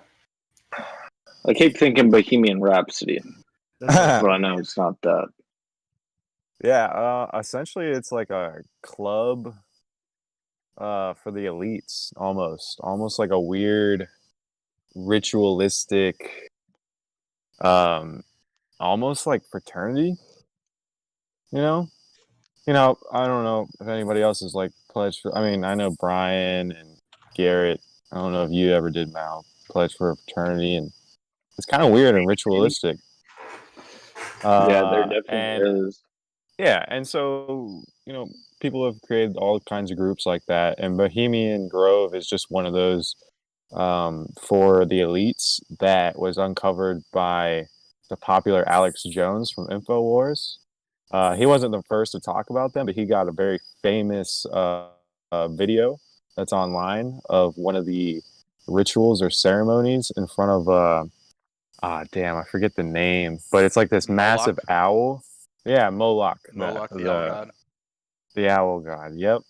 So you could easily find that anywhere on the internet. Um, but yeah, it just leads you into like this weird thought process of like there are these elite groups that come together and do weird rituals. And I mean, it's a real thing. It really happens. And it's just a quick video. I don't know if you could even bring it up, like, but it's just a quick video of something weird that many elites, many presidents, people in Congress, people involved in the government, obviously, were a part of. I mean, I don't really want to start name dropping people, but I think the Bushes were there. Um, just a lot of people Is in it government like that well-known names. Are you talking about W? Do not Yeah, do not put your bad juju on W. yeah. I mean, I'd have to go back and look at the specific names. is it like that Um, Redwood Society of like high elites where they do like weird like sacrificial shit out in the redwoods of California type stuff?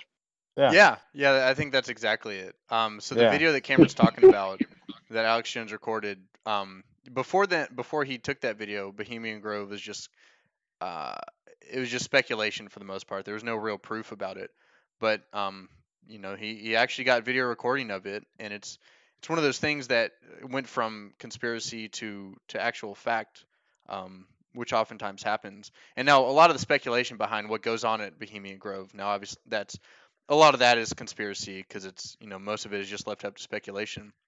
But it is true that a lot of very powerful people, former presidents, sometimes current presidents, depending on um, when the meeting happens, attend. Um, famous celebrities and artists attend.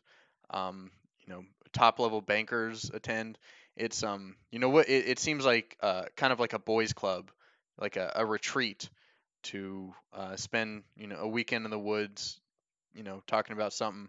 I know one of the things that so you can actually, like, if you go on Google and search Bohemian Grove, you can actually come up with a list of people that have attended Bohemian Grove in the past. It's on that list are a lot of famous people, like I mentioned.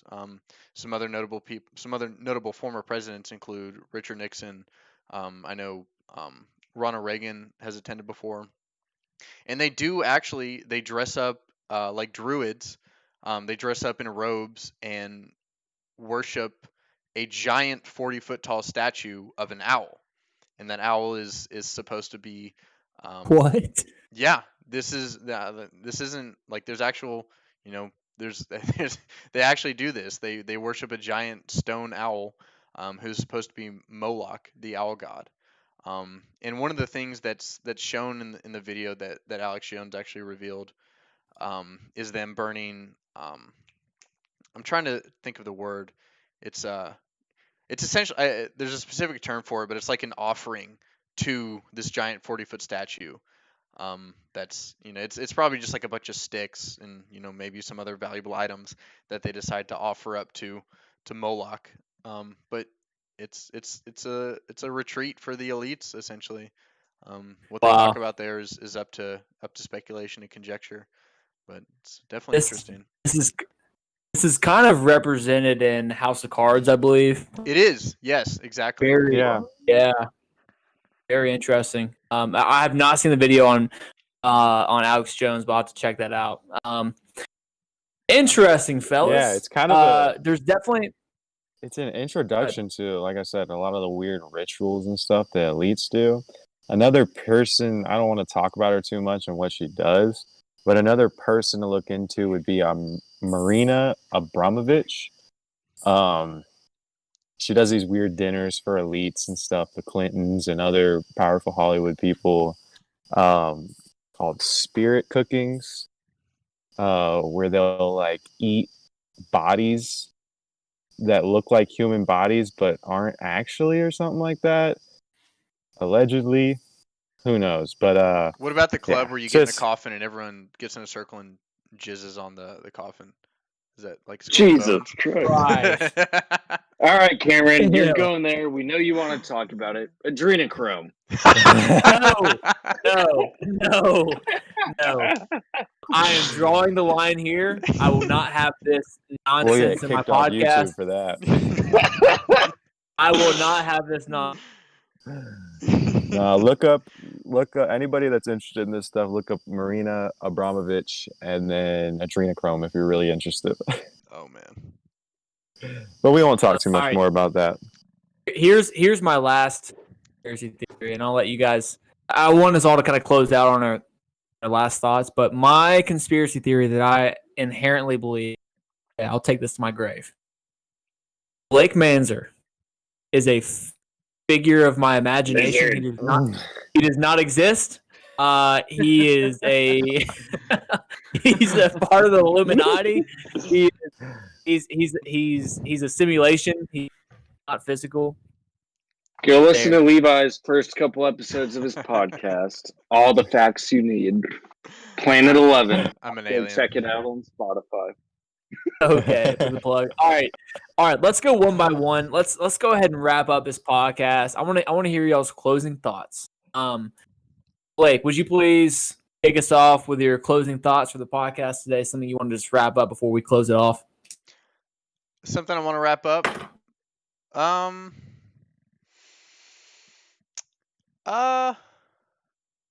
don't know. Just I don't know. Don't take life too serious. Don't identify with your Boom. thoughts. Have fun. That's what you're here for, is to have fun. I like it. Wow. I don't know. I didn't know what to say. That was insightful. How about we all Brian. say one conspiracy theory that we think could actually have merit and be true behind it? Oh, can I redo? Can I have a redo? Yeah. Yeah. All right. Yeah.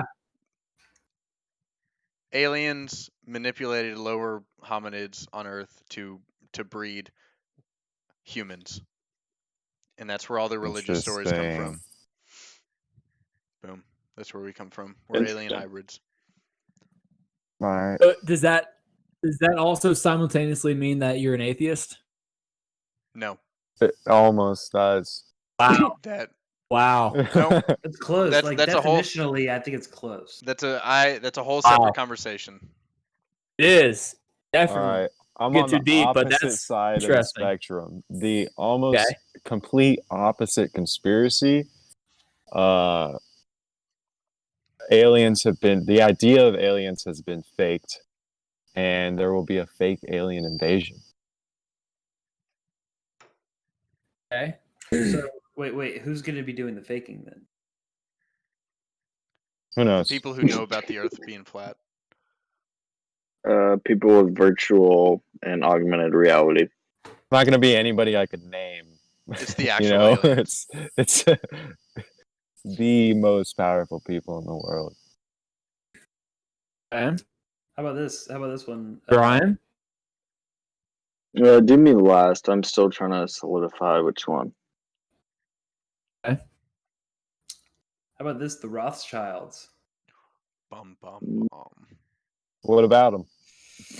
They're a real family. You can't just say that they're a conspiracy. I know they're a real family. I'm saying Potts is going to be all over this. the conspiracy that they literally control everything in the entire world, because they control currency. Right. Central Interesting topic. banking, the Federal Reserve. Yeah, exactly. We could talk about another conspiracy revolving the Titanic. But yeah, it's all in line with that.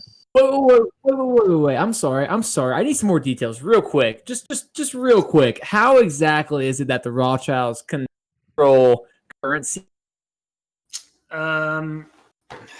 I don't I know don't know the anything whole about story behind it. Cameron probably It's- knows it better than I do. I mean, they're Okay. behind The all the first- central banking in the whole world. I mean, Yeah. the wars in the Middle East have turned to what? Central banking in the Middle East. They were some of the few countries holding out before that. Before They financed Before both the sides wars. of every war.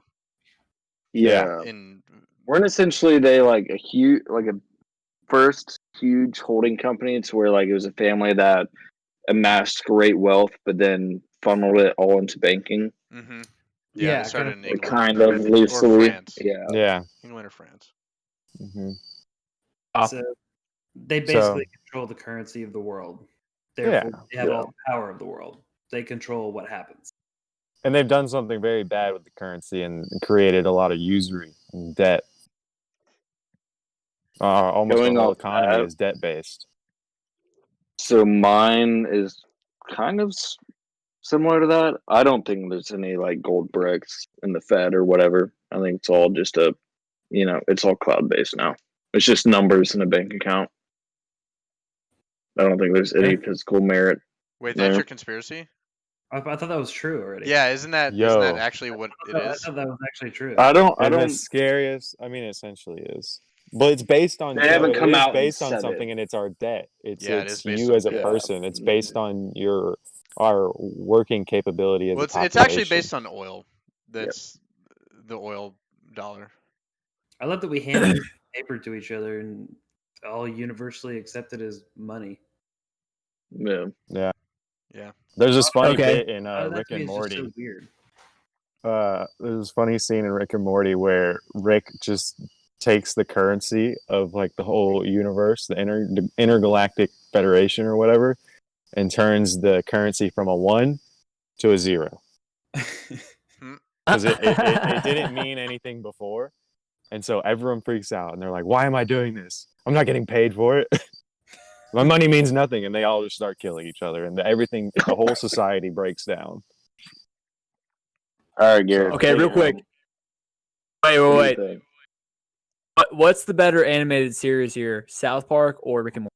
South Park. South Park. South Park. It was longer, more ideas have been Okay, fleshed cool. out in South it. Park's like the wittiest show I've ever seen ever. Absolutely agree. I don't know if many people agree. I don't know if many people agree with us, though. To be honest. That's because they come off, they're just so crude. They say whatever the hell they want, and they know they can get away with it because they're South Park. Because They they're were just literally- animated characters. They were trying to Nobody's get safe. the show canceled. Right. I mean, and they couldn't get the show canceled. That's hysterical. They literally try to cancel themselves. That's so funny. Hashtag cancel. All right. So this one might blow your minds. Ready? AirPods puts in the chat. King of the Hill. Okay. Better than South Park though. Okay. My conspiracy. The government creates all conspiracy theories because they want to make it seem like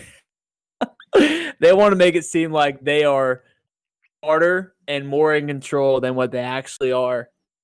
But in reality, they're just a bunch of dumbass people who really don't have any control. And They're just they people. they're just normal freaking people who are just like, yeah, screw it. Like, I don't know what I'm doing. I didn't learn shit in college. What if what if McCline? trying to do my job here. And Donald Trump, he's just like, shit, I don't know what I'm doing. I'm just gonna wake up I'm and just go another throwing it day. against the wall. I'm just gonna tweet shit. Yeah. So they are all just as normal as we are, and they're not in control. And this whole all the conspiracy theories are just We're all created by. ignorant as fuck. Yep. The government creates all these conspiracy theories to make it seem like they actually have more control over all things than what they actually do. They're just people like us, just living life, and don't have any answers. Just hoping for the best. That's an easy place to put your mind. Well, You know what? I think more realistic is absolutely the most powerful people in the world conspire to do things, make things happen. It's been proven before. But I By the also agree scientific with part of method. what you were saying. 100%, there have been fake Ignorance is theories put out there by the elites to confuse people. A Even psyop. fake reasoning behind different conspiracies that might be true, but they might put some little information out there that like throws everybody off. So Well, let's be Okay, honest. do you Who gives a fuck? Yeah, you can't. Sure. It doesn't affect us either way. You can't make a harder. difference. exactly, They're just fun to think about. either way, yeah. I'm gonna crush Miller Lights and talk about life with my boys That's and, what we're here and for, talk right? talk smack in Call of Duty lobbies and just ball out on the weekend. Yeah, That's about all I can. That's why we're Bona Fide Talk, providing real, genuine Oh yeah, discussions on stupid topics. oh yeah. Um, God, dude, this has been awesome. This has been maybe one of my favorite podcasts that we've done so far. I've had a great time. This was fun, man. Yeah, This was fun. I've genuinely had so much fun. I guess we'll go ahead and wrap it up, fellas. Yeah, we had a good slate of conversation today. I'm actually in the middle of this podcast doing a fantasy football draft. So I've been making some really kick-ass picks I'm while disappointed. just making some badass points side. So multitasking at its fun. Anyway, I've been having a blast. You guys ready to sign off? Yeah, go. I'm smiling and Yes, sir. satisfied. Cool. All right, let's sign off then. Blake Manzer, Brian Edwards, Cameron Campbell, and our guest host, our inaugural guest host, Jonathan Mouw. Thank you guys so much for joining us today. We look forward to more episodes. We look forward to your feedback and see you in episode 10. Appreciate Yes, you guys having me sir. on, man. Yep. Thanks for Thanks, tuning in, guys. Later.